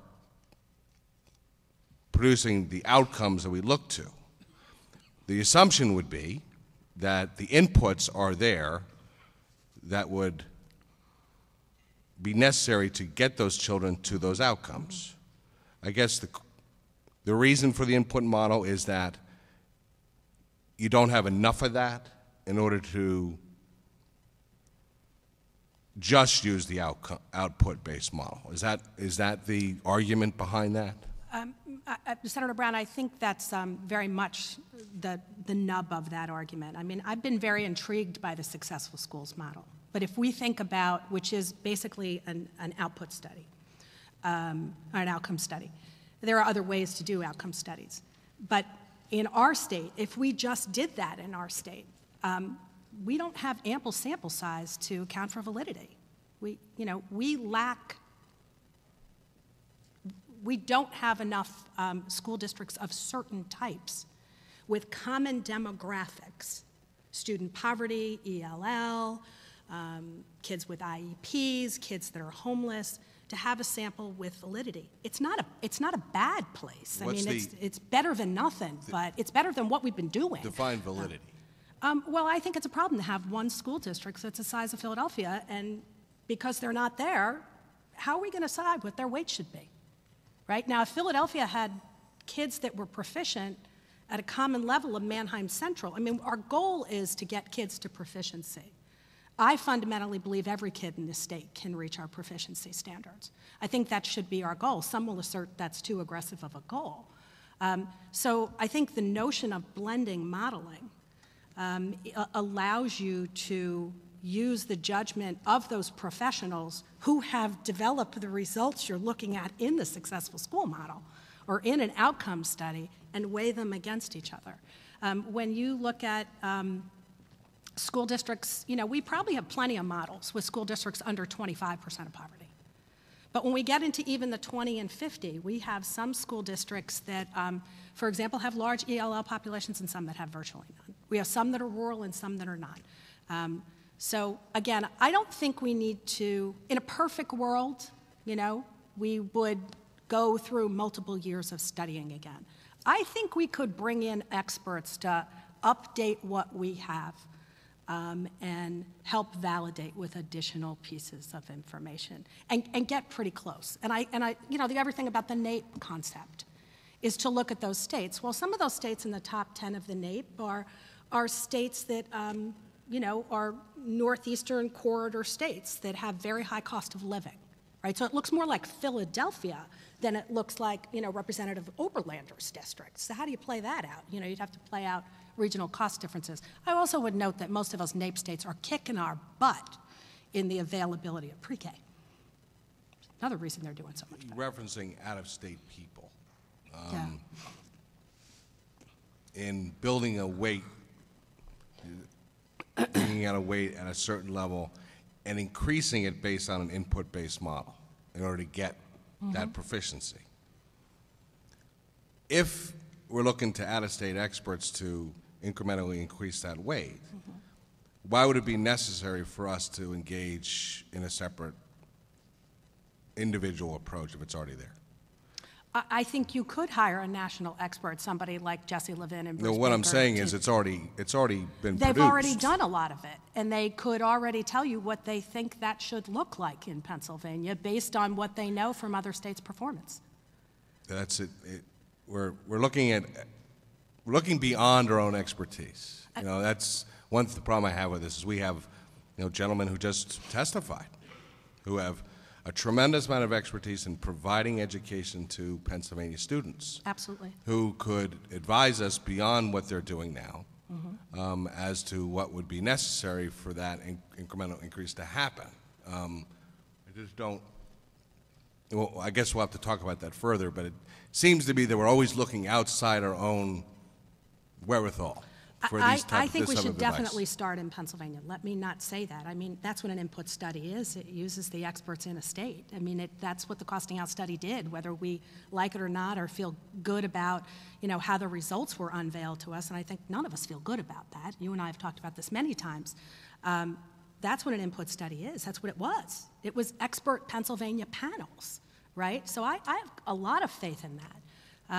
I just think that the national researchers on school finance have found that there is also a value in blending that with a more outcomes-based approach. So do I think we need small class size or full-day kindergarten?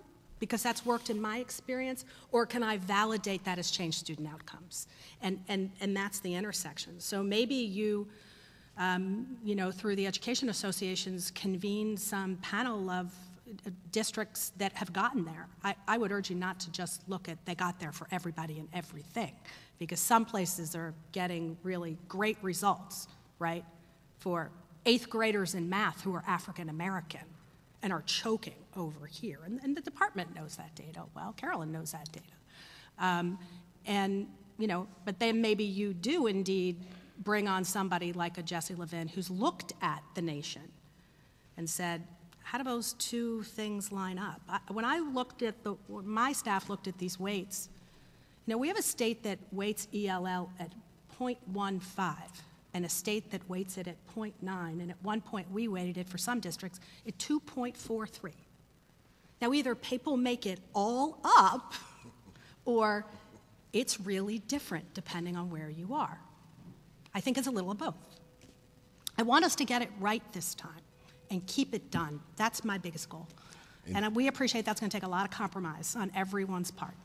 Just one other comment or question, and thank you for your continued advocacy for early education. We constantly hear that is of tremendous value. Thank you for your leadership on that issue. Well, outside this room and in other capacities, the how it integrates here is how we reflect on it in regards to BEF. If we don't have one funding source that would accommodate both of those, or everything from pre-K through secondary. And this, I guess, challenges the basic eligibility for these programs is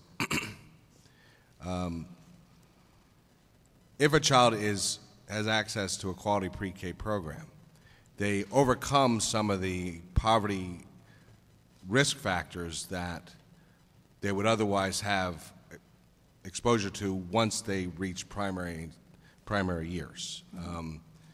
So in that waiting for that child, would it be appropriate to weight differently, not just based on 100% of poverty, 85% of poverty, but assuming that child has access to quality pre-K, that the services and supports necessary for that child within the primary years would be less, therefore the wait for a child that has access to those services should be less. So that's an interesting set of thinking, and if we were a state that, like Maryland, that had county-based school districts, that'd be probably a heck of a lot easier to pull off. I mean, there's conversations in Pennsylvania, you know, Pat, about going on about doing a SIB, doing a social impact bond. A different thing, but you're talking about reducing the weight. Right, if a kid went to pre-K, the problem is you can't predict where the kid's going to go to school and if they're going to stay in that school. Well, we're talking about counting children, right? Right. You count a child in an institution and you determine whether that child has come into that institution with access to a STARS 4, STARS 3, or a pre-K counts program. And if those characteristics exist for that child, is it appropriate to provide a weight for that child that's less than a child that doesn't have access to those programs? Potentially. I'd want to think about how you validate it a little bit. I mean, the department knows this. Our organization is a very big advocate of the kindergarten entry assessment. You would need to do that. You would need to do that statewide, so you're sure all these kids are being assessed the same way. And then maybe you could start to consider recouping those earnings. But when only one of 6 kids, 11,000 kids are in our pre-K counts program. I mean, it's a very, very small percentage of the 150,000 kids who go to kindergarten. We're looking at it from a different direction. I get that. Okay, I think we are together here, and that is, if you don't do that, you're not substantiating the value of the program. Because if you weight them the same, that means that the resources and the success that child has been exposed to in pre-K is not reflected in our formulas, and that they would need the same amount of money that a child who didn't have access to it. And what it communicates is those programs aren't effective. Well, I don't disagree with you. I would just like to think with you and others a little bit more about how you operationalize that in actually the annual distribution of funds to schools. I think it's a very valid thing to do. We save money when kids come to school ready. But the truth is, we don't give schools anywhere near enough money right now to meet the needs of kids. So, this may be a process we have to go through. The other thing I should mention is one state with a high-quality pre-K program, the most notable one in the country, Oklahoma, has their pre-K program in their school funding system. Universal access to high-quality pre-K for every 4-year-old in their state. We would not propose that necessarily. You heard Mr. Rivera talk about the great community partnerships with private providers. And their system runs through their K-12 system. They are the pre-K deliverer. But it's another thing to also think about. But be happy to think more about how you might operationalize that savings. Yes, in terms of waiting. Yeah. Thank you, Joe. Thank you. One quick follow-up on Sure. that, because one of the frustrations, I think, is to know that the quality pre-K programs actually work and, in one sense, save us some dollars. But we spend a lot of money in the state of Pennsylvania subsidizing daycare programs, and I think that's actually a generous term by calling them daycare programs. They're closer to glorified babysitting. should we, at some point in time, do we as a state say we just aren't going to fund those programs that aren't effective anymore? I mean, you can look at those programs and say, subsidizing a program where a kid goes to somebody's house and sits in front of a TV all day is a waste of taxpayer dollars. And in most cases, we would not tolerate that. But we say, well, but there's nothing better available, so that's the next best thing. Can we insist at some point in time that any program that we're going to pay for be of a high quality so that we know we're getting our bang for the buck? Well, you know, all my colleagues in the early learning advocacy community may not agree with you and me, but I say absolutely, and there are states that have moved there, most notably North Carolina, which now only funds subsidized childcare, except when absolutely no care is available for the parent to work. They have a 5-star system. Their first star is their license. And it's an integrated system, so people don't get visits from 42 different monitors and waste a whole bunch of government resources. But they only fund subsidy at the 4 and 5-star. And then if a parent can't get a 4 or 5-star home provider or center provider, then and only then can they use something else. About 20% of the kids that are in the child care subsidy program, Representative Sterling, parents work nights and weekends. And so particularly that population. But we need to do much better, and one of the reasons there isn't more spaces for kids in high-quality childcare is we don't pay anywhere near what it costs to deliver it, and lower-quality providers will accept those charges, and higher-quality providers accept fewer of those kids, or they fundraise like heck. So if we want to pay what it costs, and I put my childcare hat on, and you know we have our statewide coalition has a lot of ideas on this one. So we would love to move forth a system in Pennsylvania that did exactly that. Great. Thank you. Thank you all. Thank you. Thank you. Our next panel will be Michael Crossie, President of Pennsylvania State Education Association, and Eric Elliott, Director of Research for School Funding and Finance with the Pennsylvania State Education Association.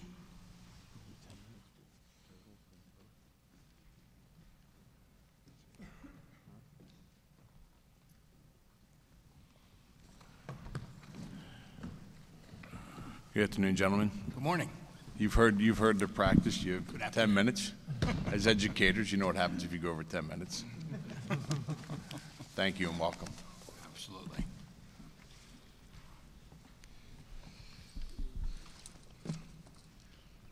Good morning, Chairman Brown, Chairman Verb, and members of the Basic Education Funding Commission. My name is Mike Crossie, and I am the president of the Pennsylvania State Education Association, PSEA. For more than 34 years, I was also a teacher, most recently in the Keystone Oaks School District. On behalf of PSEA's 180,000 members, I would like to thank you for allowing me the opportunity to discuss PSEA's thoughts around the basic education funding formula. With me today is Eric Elliott, our Director of Research for School Funding and Finance Issues. Before I get into PSEA's specific recommendations for a formula, I want to express PSEA's gratitude for your collective efforts and those of your respective staff members to prioritize this commission and work through some thorny issues to push for a fair system of basic education funding. This is no easy task, and each of you should be commended for your efforts to date. As a general principle, PSEA maintains a formula. Needs to be simple. Simplicity offers a number of benefits. First, it makes clear how differences in district circumstances affect the distribution of state aid, and consequently reduces suspicion that some districts aren't receiving a fair share of scarce resources. Second, simplicity helps protect against the formula being revised in the future. Third, simplicity breeds understanding. Easy understanding by policymakers, educators, parents, and taxpayers can help garner support for the long-term use of a formula. PSEA also agrees with our colleagues within the Campaign for Fair Education Funding that a formula needs to use data that is accurate, reliable, verifiable, and as current as possible for both student and district factors. With these thoughts in mind, PSEA concurs with most of the recommendations of the Pennsylvania Association of School Business Officials in their testimony on November 24th and offers a few suggestions of our own. A formula must do the following. Count the students. This is the most basic of formula functions and one that our current distribution method has used sporadically for over 2 decades. We should use average daily membership to account for the number of children that districts are financially responsible for. To avoid jarring, unwarranted changes in funding streams, however, we recommend using rolling averages of pupil counts where appropriate. This technique is utilized in the special education funding formula. We should augment counts for poverty and English language learners. Research has demonstrated that children who live in poverty often begin their educational careers behind or face challenges that make it harder for them to achieve success. A formula needs to recognize these unique needs. Pennsylvania has recognized poverty and English language learners in the past. We already have data on English language learners in the Commonwealth.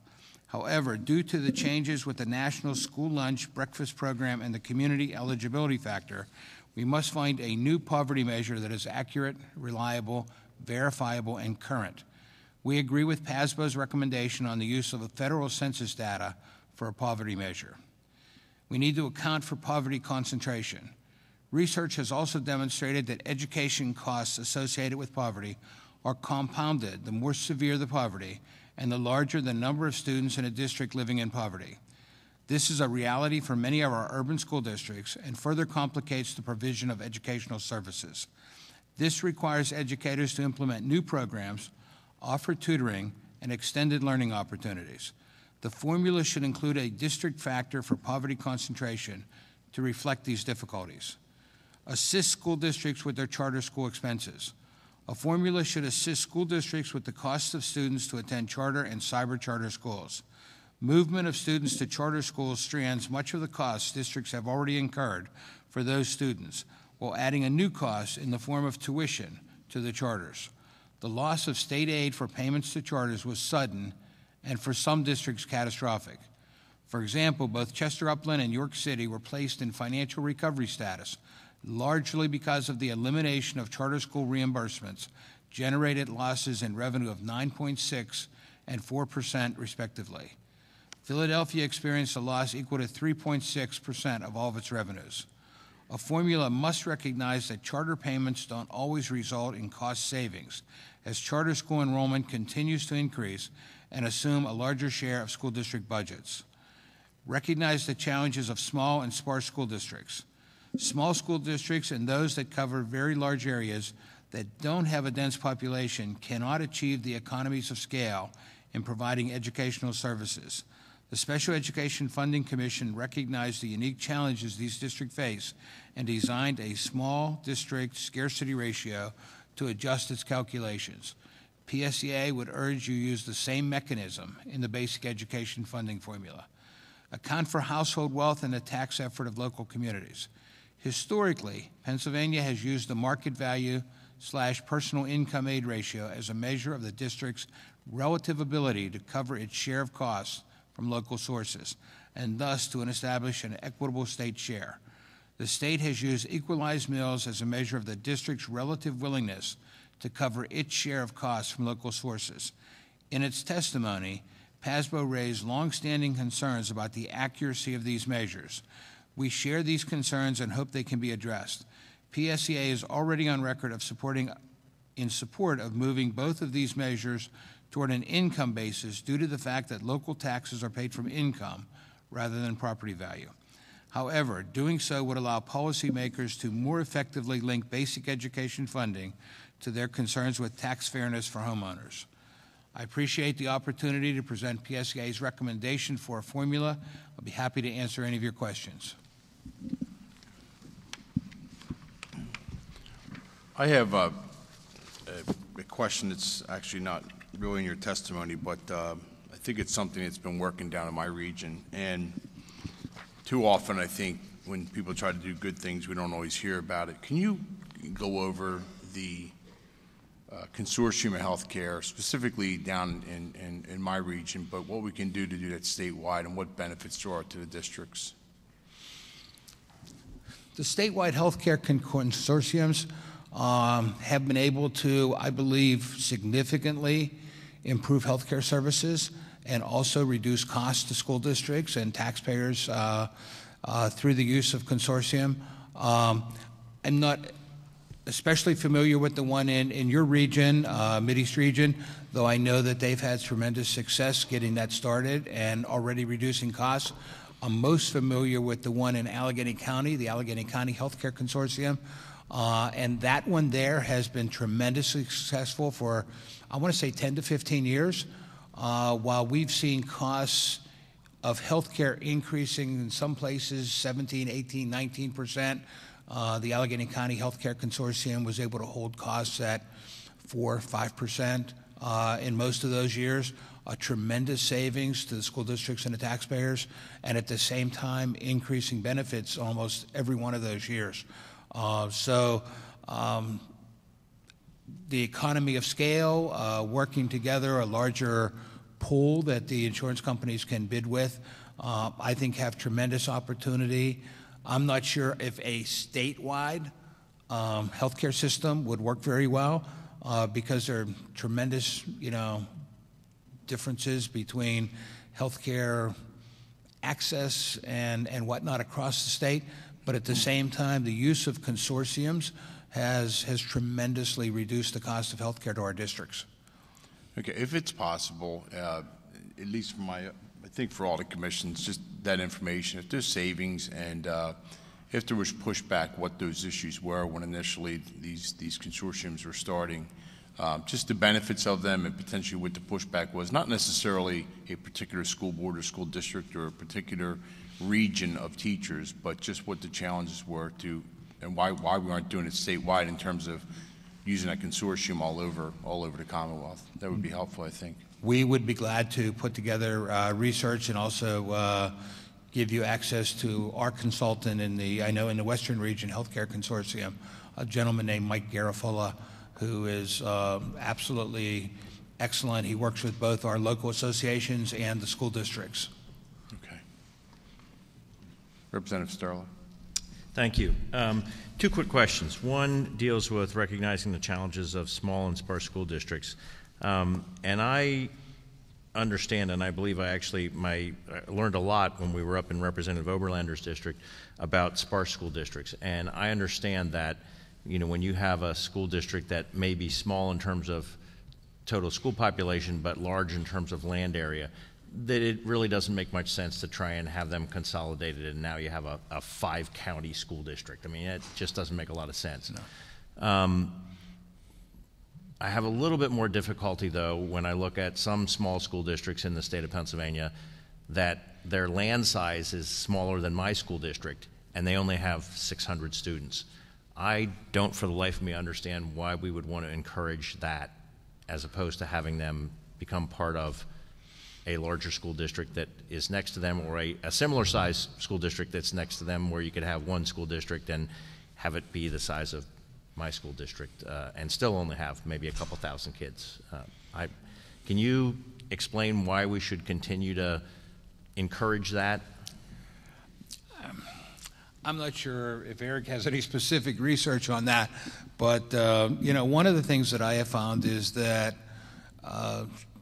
students, parents, taxpayers, community members, really relate to their school district, and you tend to, I look at one consolidation that was done on Allegheny County 20-some years ago, and they still struggle with their identity and really kind of integrating all of the programs and resources available. I'm talking about the Woodland Hills School District.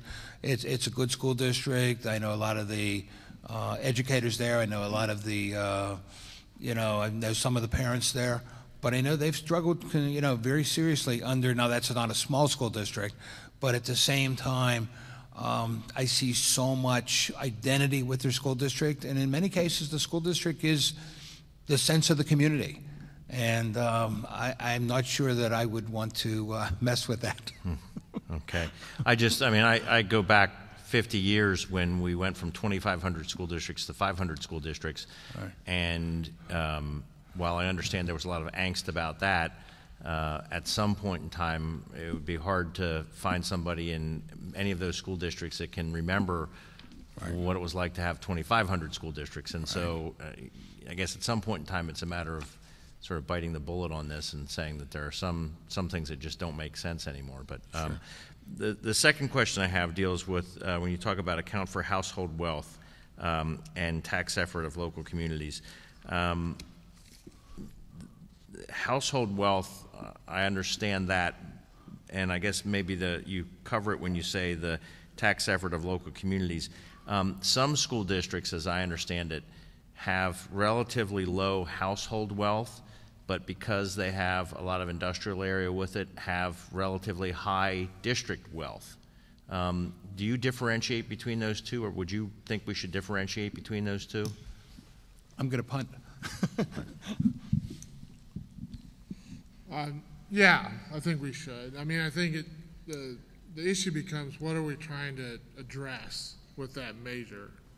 If we're trying to capture a district's total tax base, total ability to raise funds, then all of those different factors should be included, although we ought to try to make more progress than we've made to date on trying to make sure we understand how much of a district's tax base is taken off the rolls by any number of different programs.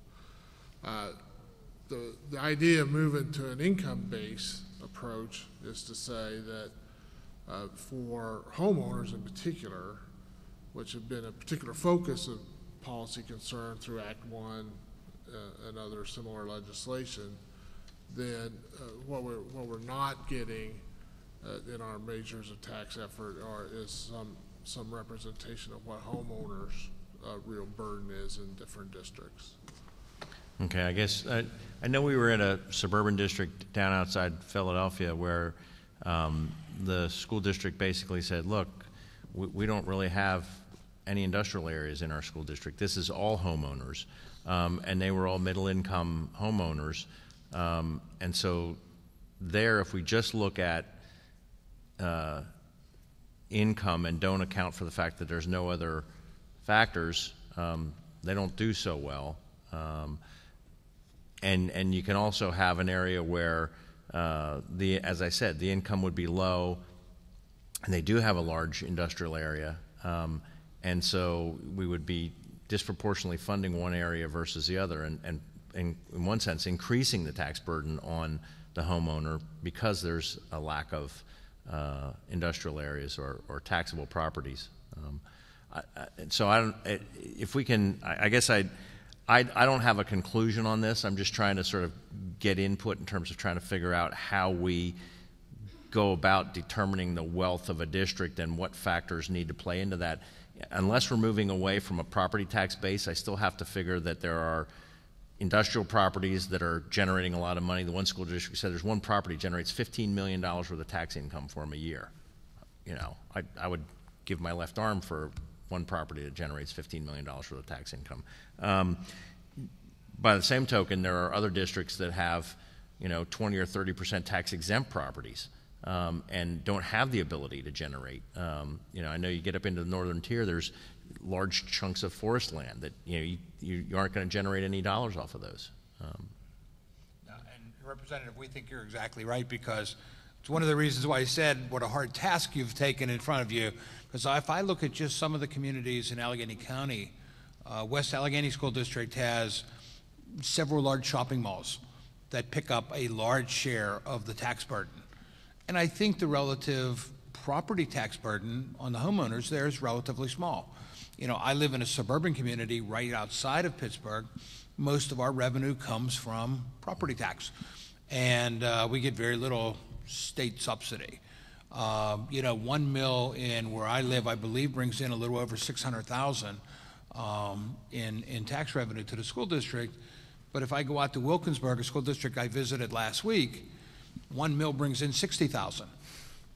So there's a huge disparity of, trying to say this one tax is going to solve the problem. And that's one of the reasons why I think you have a difficult task in front of you. Thank you. Secretary Zogby. Yes, sir. Testimony, Mr. President. Just on item 4, assisting school districts with charter school expenses, I'm wondering if you had any more, specific ideas on how best to do that. One of the, concerns I had with the previous program was that we counted charter school students year in and year out, and one could argue if, let's say, a student left in the first grade, that the district ought to be able to manage at some point. I agree with you, there is a cost. Some states like Florida, for instance, send, I think, 95% of the money with the student, recognizing there's a base administration cost. And so I'm just wondering if you had any specific thoughts as to how to best do it. Is it a certain amount that maybe the charter school takes with them that's less than 100%? Is it maybe reimbursing them for a period of time to allow for management of that cost reduction over some reasonable period? Just anything beyond, I think, just recognition of that there are expenses and that they ought to be addressed in some way. Probably off script, but my answer is that charter school costs should not come from the local school district. They should be, if the state wants to have charter schools, the state should pay for charter schools. That's probably not the politically appropriate answer, but at the same time, I've seen school districts, Chester Upland, I believe it's now up to over 50% of their budget goes out to charter schools. York City is in recovery status right now because of increasing charter school costs. And what we have found is that you have 1 or 2 students from each grade go to a charter school. That really doesn't lower the cost of the school district at all. There's a double dip provision, as I'm sure you know, that affects the pension system and the pension costs. We actually have, and I'd be glad to send them to either yourself or the entire commission, several recommendations on how to reform the charter school system in the state of Pennsylvania. We actually have supported 2 pieces of legislation, one by Representative Roebuck and one by Representative McCarter, that have most of our recommendations in them for how to create a level playing field with the charter school system. We recognize that it exists, and in some places it does well, in other places it doesn't. But we'd be glad to send you all of our recommendations for what to do with the charter school system. No, thank you. And just for the record, I think the last 4 years we've eliminated now the double dip for both Social Security and pensions, so that's no longer an issue. Thank you. Thank you, gentlemen, for your... Thank you. If I could take 1 second of your time before you leave. During the special ed work, PSEA had at least offered, was working on an alternative to the current component of our formula that measures tax effort. I don't really recall the specifics of that, but it's, in terms of district factors, one of the things we're definitely going to consider. Is that something that the PSEA is still currently working on and is willing to offer? Yeah, and in fact, it's similar to what ended up in the PASBO testimony. They had pulled that idea had worked into the PASSIT proposal by the earlier funding campaign, and then they pulled it from there. So the conversation about that is very similar to what we had with Representative Sturla, and it is something we're willing to continue working on and advancing. The one major move in that is something we have to decide whether it can be viable politically and from a policy perspective. It moves away from considerations of commercial property. In some sense, yeah. Well, in all senses. Well, but I mean, I think it can be amended to help account for that. All right, so we would like to be able to advance something and know where people are as we advance it. The PASBO proposal, and I give them a lot of credit for putting it forward because it is a good model for us to consider alternatives.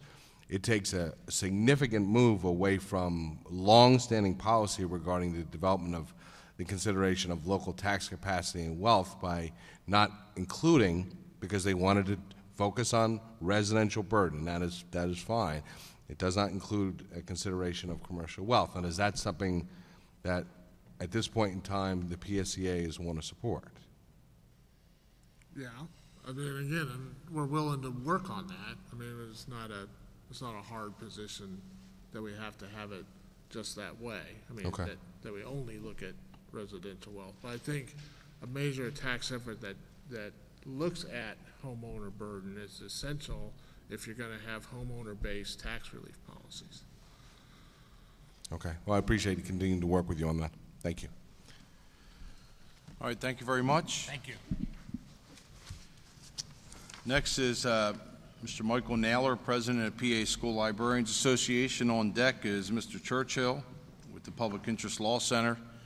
And then we have a sign-up sheet up front for public comment. If your name is not on that sheet, you'll not be recognized, and we're going to take public comment after Mr. Churchill. Mr. Naylor, welcome, and you've heard the 10-minute spiel before. Absolutely. Thank you. Thank you very much, ladies and gentlemen. Good afternoon. My name is Michael Naylor. I represent the Pennsylvania School Librarians Association. I'm a retired school librarian, and now I'm on the faculty of Susquehanna University, preparing student teachers before they go out into the world and proclaiming the message of school libraries and what they can do. We've heard a lot today about strategic thinking about how to spend money, and I think you've heard a lot about evidence-based approaches. And I'd invite you to consider what we have to say as sort of a case study of something that has happened over the course of the last couple of years that has provided some really great inequities in services for students in our Commonwealth. And that's why I'm here today. I'd like to thank you for this opportunity. I echo the remarks of all the other people that have been here today to say this is a hard job that you are tackling, and I appreciate the work that you're doing. I'm going to just highlight some of the things in the written testimony to try to bring this idea forward to you. First of all, there really is no direct funding for school libraries. The budget line item that is included in the budget is a combination of monies that go to support public libraries and school libraries through some resources under the Power Library program. But otherwise, our money comes directly through money that individual school districts and individual schools want to spend on school library services for their students. Each school district, and in fact, in some districts, each building principal decides whether schools will be provided with the resources of a school library program or instruction of a certified school librarian. This has led to some pretty amazing inequities.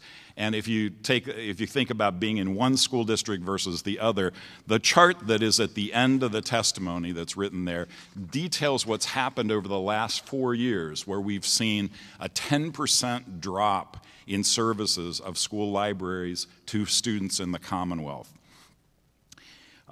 We think that this promotes an unjust and an unfair system for the students in the Commonwealth. That is, students on one side of the street go to one school, they have a quality school library program, and students on the other side of the street may have no school library program.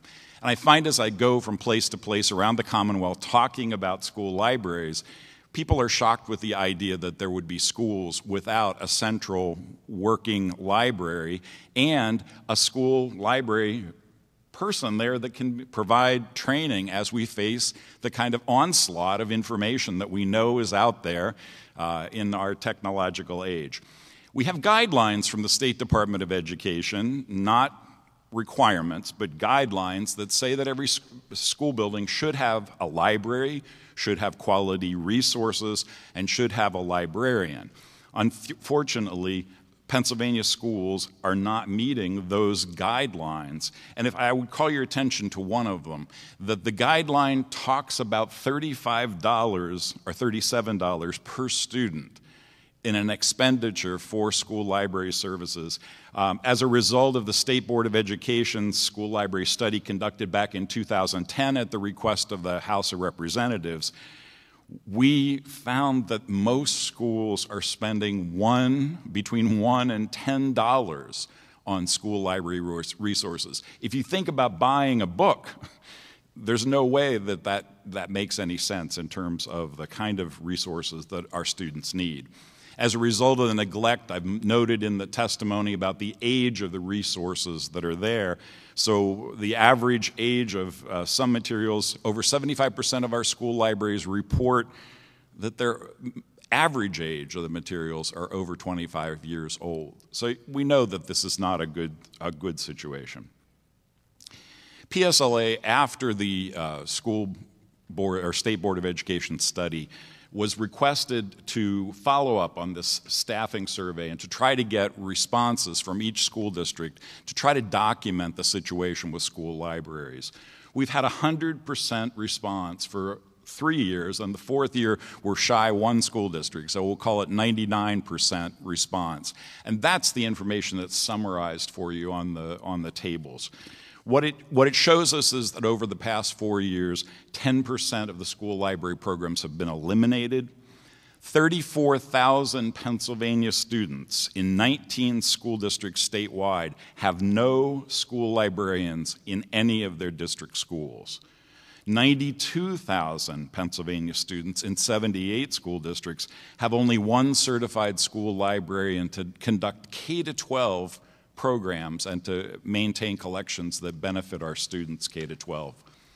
In some school districts, a school librarian teaches and directs the library program in as many as 13 school buildings. So this is just an unsustainable approach. Now, you may think that this is just the rural school districts or the urban school districts where this occurs, but the figure that I provided for you on the third page of my testimony shows that there's a variety to these losses. It cuts across urban, suburban, rural school districts, so that our urban schools, we've lost 51 library programs over the last 4 years. The suburban, 44, and the rural programs, 98 school districts out of the 371 that are classified as rural. So you want to talk about significant evidence-based findings.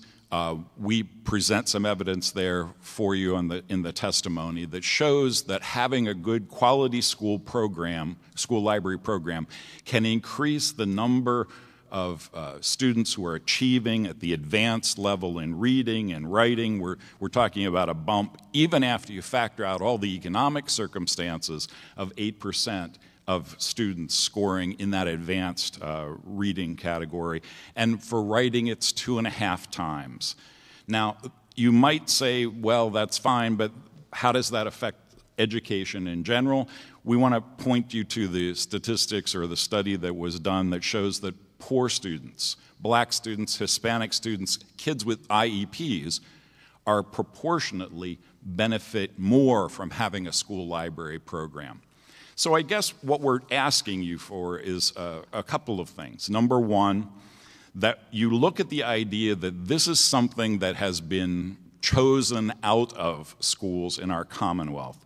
And what we're really asking in terms of equity and fairness is that schools be required to have a school library and a certified school librarian, since they are essential components for learning.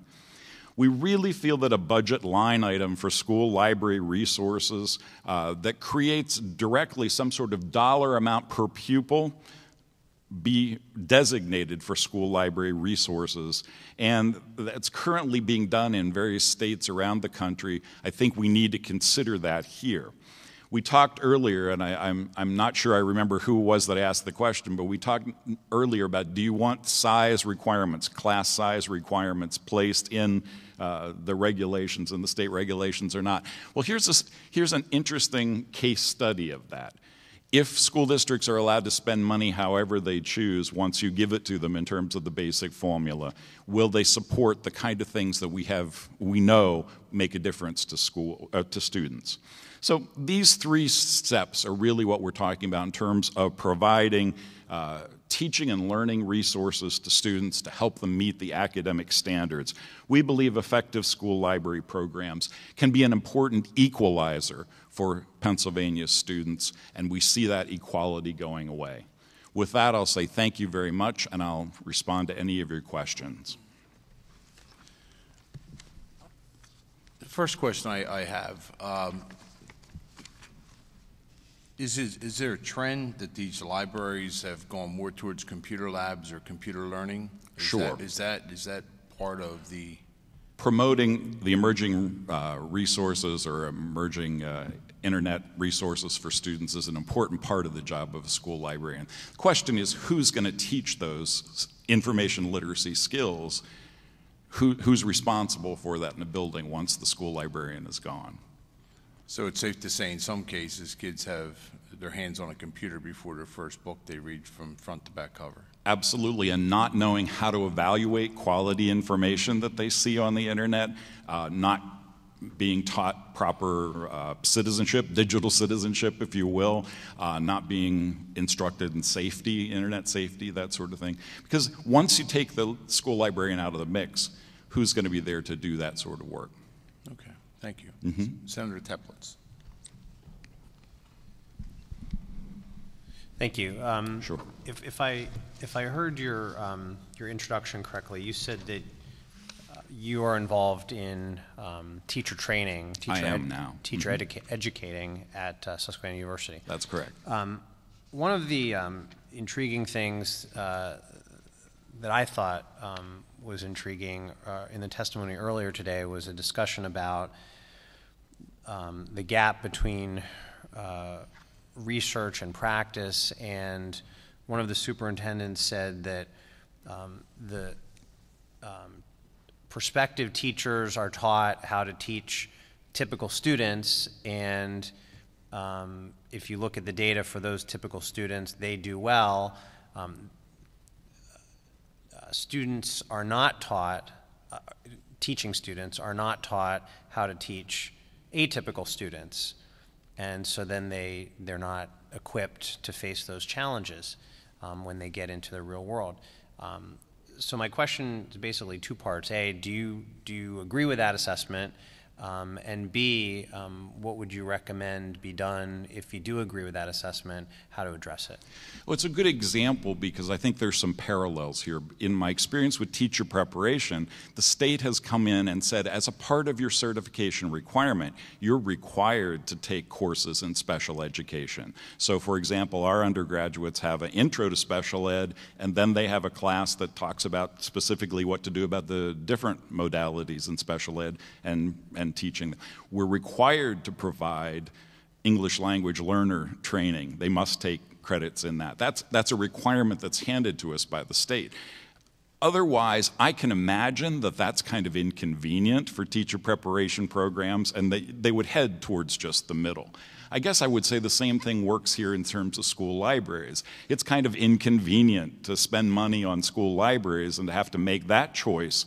But we needed the guide. We need your guidance. We need the guidance from the state to make sure that that's being done, and those resources are being provided for students across the Commonwealth. Thank you. Mm-hmm. Senator Smucker. Thank you. We understand the challenges for libraries within the school systems. You also have similar challenges for community libraries. Absolutely. Met with a number of community libraries in my area who have had to cut back hours and make other changes.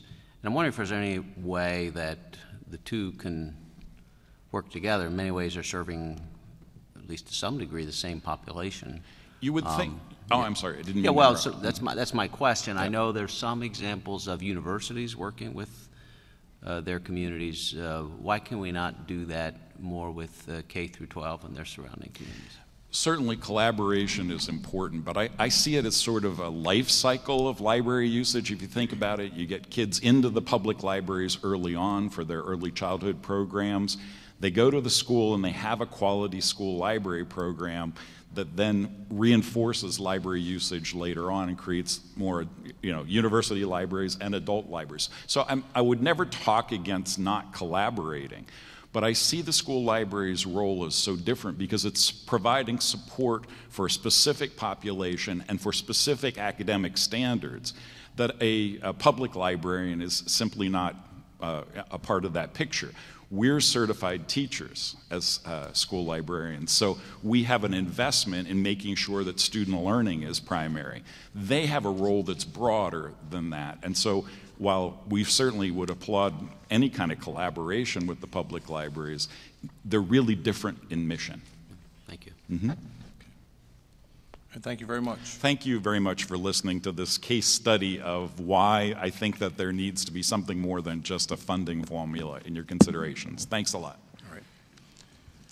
Our next testifier is Michael Churchill of Council for Public Interest Law Center of Philadelphia. Welcome, and you have 10 minutes. The lights will be on here in a minute for you. Thank you. Thank you so much. Before I start, I've been asked to begin by reading a following statement, advising you that the organization I represent, the Public Interest Law Center of Philadelphia, is currently counsel to plaintiffs in litigation against the Commonwealth of Pennsylvania.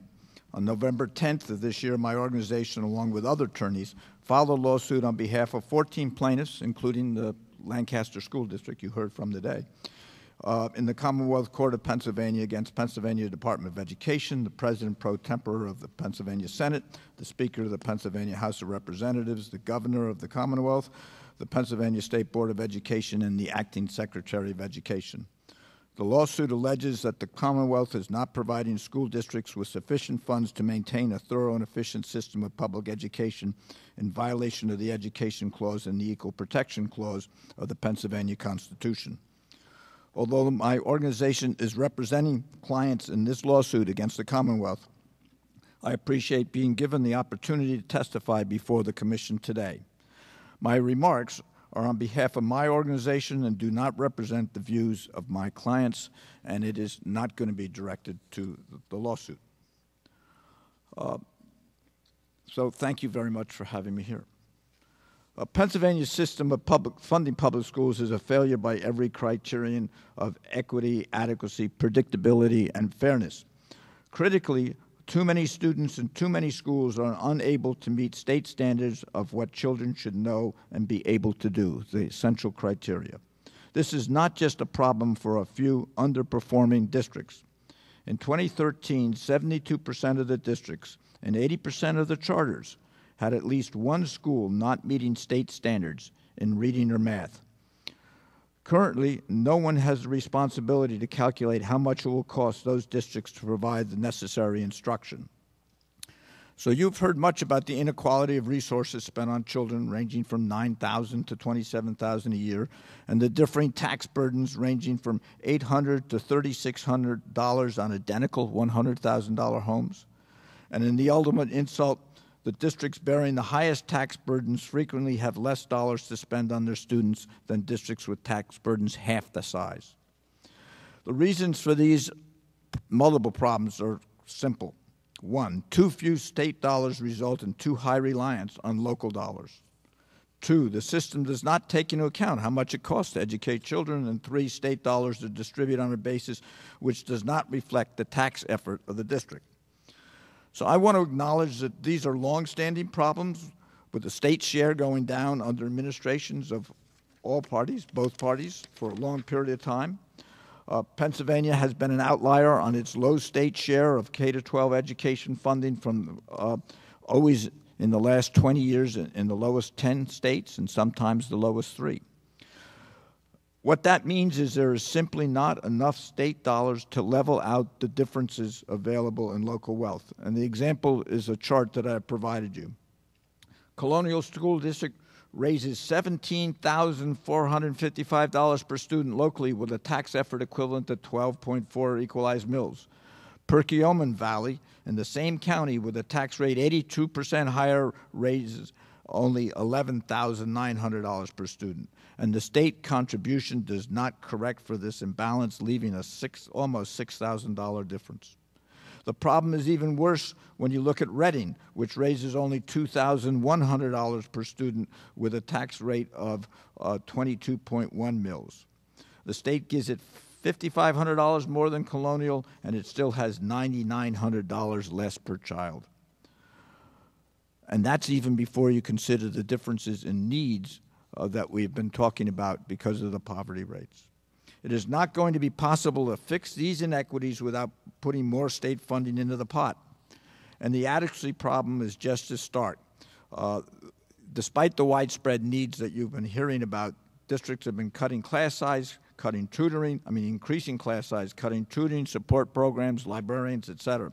They've done this not because they think it's educationally sound, but because they don't have the financial resources. Secondly, you've heard a lot of testimony about how much it costs to teach particular types of children.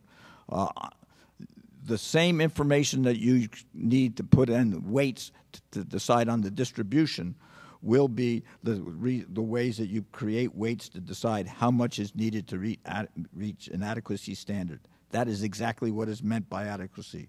The Commonwealth cannot demand students, teachers, and districts meet certain standards and then stay purposely blind to what it costs to meet them. But once there is a determination of adequacy and meeting the state standards, there needs to be a basis for deciding how to divide that cost between the state and local taxpayers, and that's what I want to talk about.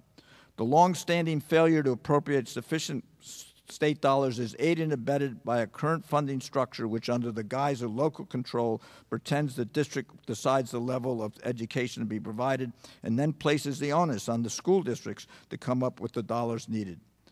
The district is treated as the funder because of the outdated concept that the district sets the standards for how much education is needed. It is time to turn this funding structure on its head. Since the state sets the academic standards, it should be responsible for providing the funding necessary to reach those standards after the locality has put in a fair foundation share. So my proposal boils down to two steps. First, the district's foundation share would be based on its ability to pay and be capped at a uniform statewide tax effort for purposes of calculating its fair share. This means that all districts will be treated as if they collected taxes generated by the same millage amount. It does not mean equal dollars. An example would mean it assumes the state would assume all districts set a rate like 20 equalized mills, which is the 75th percentile of current tax effort. If local tax efforts were capped at that rate, at the 75th percentile, taxpayers in 150 districts would receive a tax reduction totaling $800 million. This would give property tax relief where it is needed without crippling districts by completely eliminating the tax. Secondly, once the expected local contribution is established as the foundation level, the state shall be responsible for paying the balance necessary to fund the cost of meeting Pennsylvania's education standard. That state calculation would be adequacy minus the expected local contribution, whether or not the district set its tax rate at the uniform rate. To go back to our example, if Perkiomen's adequacy target were capped at 20 mills, it would receive a tax reduction of $1,700 per student. If Reading's adequacy target was the same $15,000 as Perkiomen's, it would receive a tax reduction of $255 per student, but in addition, $4,500 more for the adequacy amount. As you can see, this proposal helps high-tax districts, whether fully funded like Perkiomen or underfunded like Reading. This two-step proposal is different from the calculations used by Pennsylvania from 2008 to 2011. That formulation left the vastly different local tax burdens locked in place. The consequences of doing this, of this restructuring, is that we'll rectify the gross inequality in tax burdens, but importantly, its simplicity and uniformity will give taxpayers a sense of fairness currently lacking. The determination of an adequacy amount and the consequent funding there will align resources and needs, greatly diminishing the inequalities in funding that you previously discussed. While this proposal means additional amounts for the state budget, the state would pick up, by the state picking up the former share of local taxes in the high taxing districts, it is going to be more than offset by the combination with an adequacy formula. The strength that you will get by bringing these two together may be to get more political support when adequacy funding and the tax burden equality are linked, and when the winner and loser count is not done separately for each factor. Will this proposal halt Pennsylvania's long history of burdening local taxpayers and underfunding state appropriations? Well, there's no guarantee. But by bringing the structure in conformity with taxing reality, that only the state has the tax base necessary to adequately fund the vast majority of districts with weak tax bases, the problems that we saw with Reading in the example, there is a much better chance. And in any event, with a uniform local tax effort, it will be a much fairer system and have much more public support for providing the revenues necessary so all children will have a fair educational opportunity. So I want to thank you. I know it is a very difficult job you have balancing all these considerations that you've heard, but I think this is one aspect of it, how to get tax fairness in at the same time that you're getting adequacy, which will, is both necessary and may well be helpful. Thank you. Thank you. No questions? Okay, thank you very much. Oh, I'm sorry. Representative Sterling. Yeah, one quick question. You talked about the fact that if you use the 75% model, that there would be a savings to 150 districts of about $800 million. Are there any districts that you would be paying more? Well, they don't have to pay more. This is a cap. No one will pay more than. A district can underpay if it wishes, but that comes out of any additional monies from the state. So if the state is needs to increase its amount, it doesn't increase its amount. It increases its amount only as if they were already paying the full amount. So they just don't get the difference between what they are now taxing at. If, say, they're at the 50th percentile, if they're at 18 mills, they don't get the difference between the 18 and the 20 mills. And the state only starts spending whatever it needs to do as if there were 20 mills in the pot from them. So they cost themselves 2 mills, and if they want to cost themselves 2 mills, they can do that. Okay. Can you provide us with lists that show what school districts do what and how and where? Sure. Okay. I appreciate that. Thank you. Be very glad to. All right, thank you very much. Thank you. We're going to the public comment portion of the hearing. Each testifier will have 2 minutes to testify. The first name we have here is, I believe, I'm sorry if I botch these names, but Sid Marlin. Is Sid here? Yes. Okay, Sid, thank you. Up here at the table, yes. On deck is Christy Robinson. We just ask you to stick to 2 minutes, please.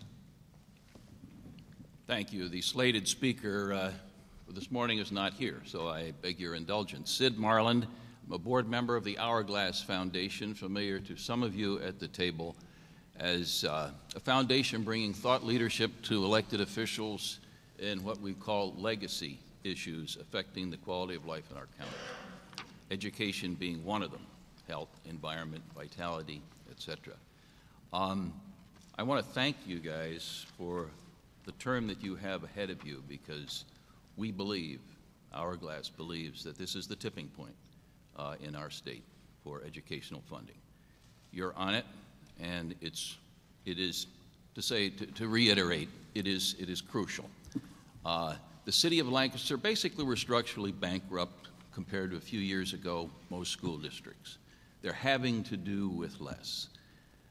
4 years ago, we met with school superintendents and business managers of 5 school districts in the county and came up with 16 suggestions for mandate and other issue relief.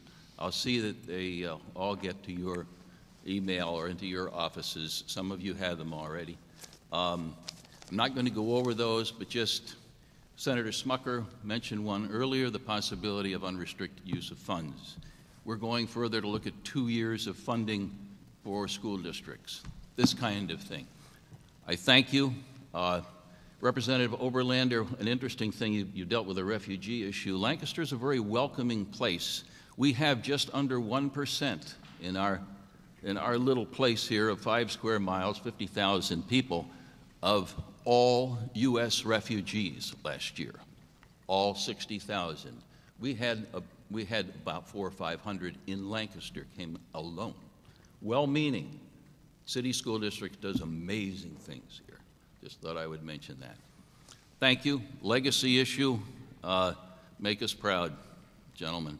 We need it. Thank you very much. Christy Robinson. On deck is Polly Lamison.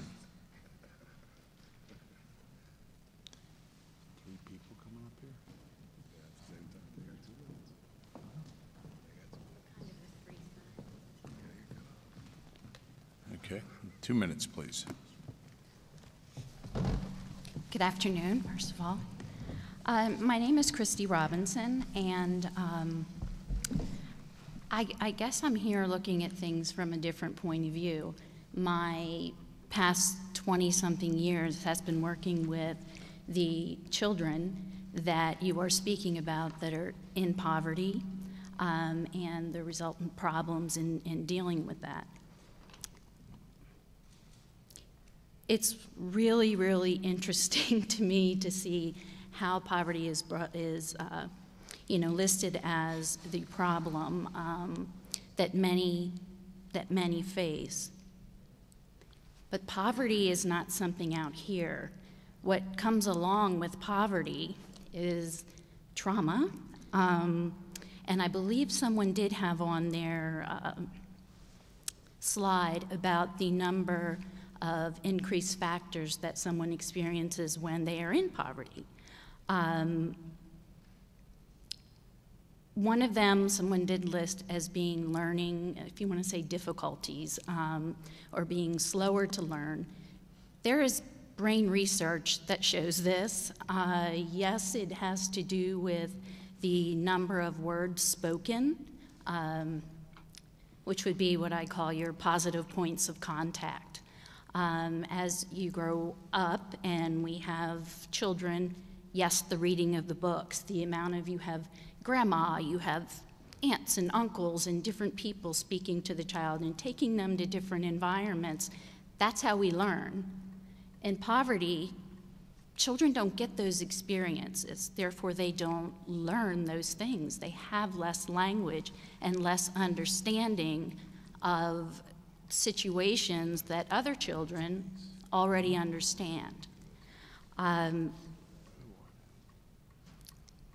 It's interesting to me that from my end, I was trained as a therapist. So working with these children and hearing their situations, their stories, and the number of really traumatic experiences that they have gone through, working with them individually and hearing this is one thing. I've kind of expanded out the past 16 years working in alternative education, which I would say is not the best place for a lot of these kids, which people usually look at me and say, well, what do you mean you've been doing alternative education? I just think that there's a better way and that we can do this within the school districts if we have the right amount of training and work together to handle it. It should not be placed in the laps of teachers. They're dealing with enough in the classroom to worry about what type of traumatic event this child has just experiencing that is causing them to melt down and throw a chair in the classroom. Christy, I need you to sum up at this point. If you Oh, could, okay. please. I'm sorry. Please, That goes fast. I'm sorry. I I'm know sorry. it does. Thank you. What I wanted to say with that is that I've brought with me. We've actually partnered together with school districts to provide a level of care, a therapeutic level of care for children that have trauma. I'm Polly Lamison, I'm a supervisor of special education for Eastern York School District in York County. Through my 28-plus years in education, I've realized there's been a disconnect between students who are experiencing trauma or students that have behavioral difficulties and the supports that they are receiving in the classroom. And the question I asked myself was, how can I help these types of students without at the same time increasing my special education budget? Because often to get these types of students support, I would have to provide a psychoeducational evaluation, give the student an IEP, and place them in a special education classroom, and then thus a lifelong label in most cases. So through this model, what we've developed is a level system of care and support in the school setting that not only provides someone trained to go into the homes and help parents learn how to model behavior techniques and discipline within the home, but also provide the supports in the school, help the students get through their trauma, through their behavioral difficulties, and then go back into the larger educational classroom. In the process, I've saved hundreds of thousands of dollars for the district in 1 year alone, and the students are over 50% at the elementary level are returning back to the larger classroom setting every year. Because of the level system that we have and the type of care. And I invite any of you to come to Eastern New York School District to see our classrooms that we've created. Thank you. I'm Bill Hodge, Associate Superintendent for the Chambersburg Area School District. Chambersburg is a district of about 250 square miles, and we have over 9,000 students, and 50% of them are economically disadvantaged. I'm here to speak or make a comment in reference to students who have experienced trauma which impede their ability to function in a school setting at Chambersburg. Over the past 10 years, I've witnessed an increase in the number of students whose behavior could be classified as extreme. Their behaviors may be physical or emotional in nature, or occasionally both. As schools scramble to figure out how to provide an adequate education for these students, the classroom environment and the climate in the building can be significantly affected. Schools are not equipped to handle these types of behaviors on a daily basis. Therefore, we search for solutions that permit all children to receive a quality education. Chambersburg and we visited the Eastern New York facility and their program, and we adopted, or this year attempted to adopt, a similar type of program at a cost of approximately $250,000, which a classroom maximum of probably 8 students. We have explored, and we are running a therapeutic learning environment that focuses on a child's academics, current level, relationship and trust building, and with students and family, and target treatment for students with trauma and extreme behavioral difficulties.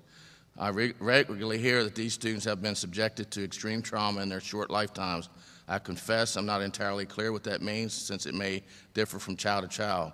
Our goal is to develop a better understanding of children with trauma and how to meet their needs within our schools. We brought in a consultant that worked directly with our staff to create a system of rituals and routines for all processes in the building. This includes specific procedures for entering the building, movement in the hallways during transition, lunchroom, modifications, and dismissal. We also utilize a consultant as a resource to observe classrooms, provide feedback to teachers regarding their areas of concern with respect to behavior management, classroom structure and climate, as well as specific interventions in troubled students. This piece served as a prevention method by identifying specific issues in the classroom that were increasing feelings of stress and chaos unbeknownst to the teacher. The consultant was also able to identify when a child is more deeply troubled and needed specific interventions to keep them functioning well in the classroom.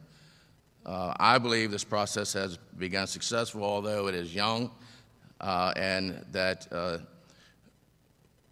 our goal would be to, as stated, would have the students eventually mainstream back into the regular educational setting. Thank you. Before you step away, trauma is an issue that we've heard many, many times during our hearing process that we need to give special consideration for in our hopefully in recommending a new formula. So continuing to work with you in your experience in trying to develop that would be very helpful. So thank you. Sorry, so fast. Next up is Tanya Maris.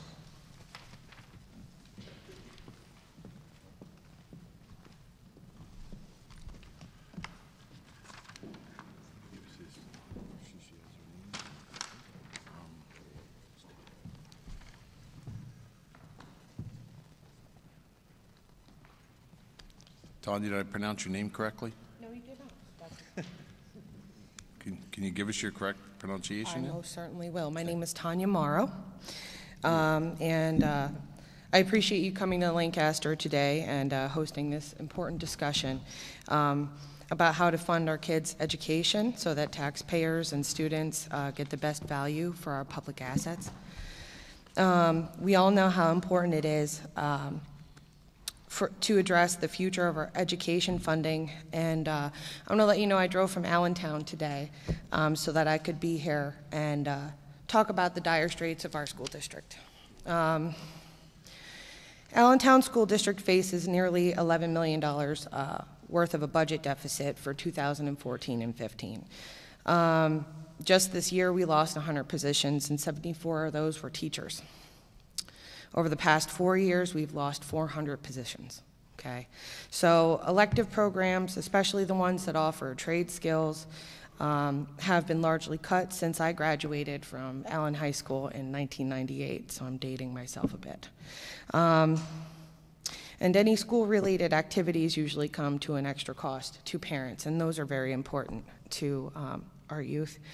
And I've lived and worked in Allentown for 34 years, and I'm beginning to look for my first home. And talking about taxes, they're just constantly increasing. I'm looking at a house that's about $115,000, and the estimated tax cost for that for a year is about almost $6,000 in the west end of Allentown, which is astronomical and just continues to increase. My life and my family are in Allentown, and I don't want to be pushed out of my area, and I don't think that anybody should. Our schools need adequate funding without pushing higher and higher burdens on ordinary residents and taxpayers.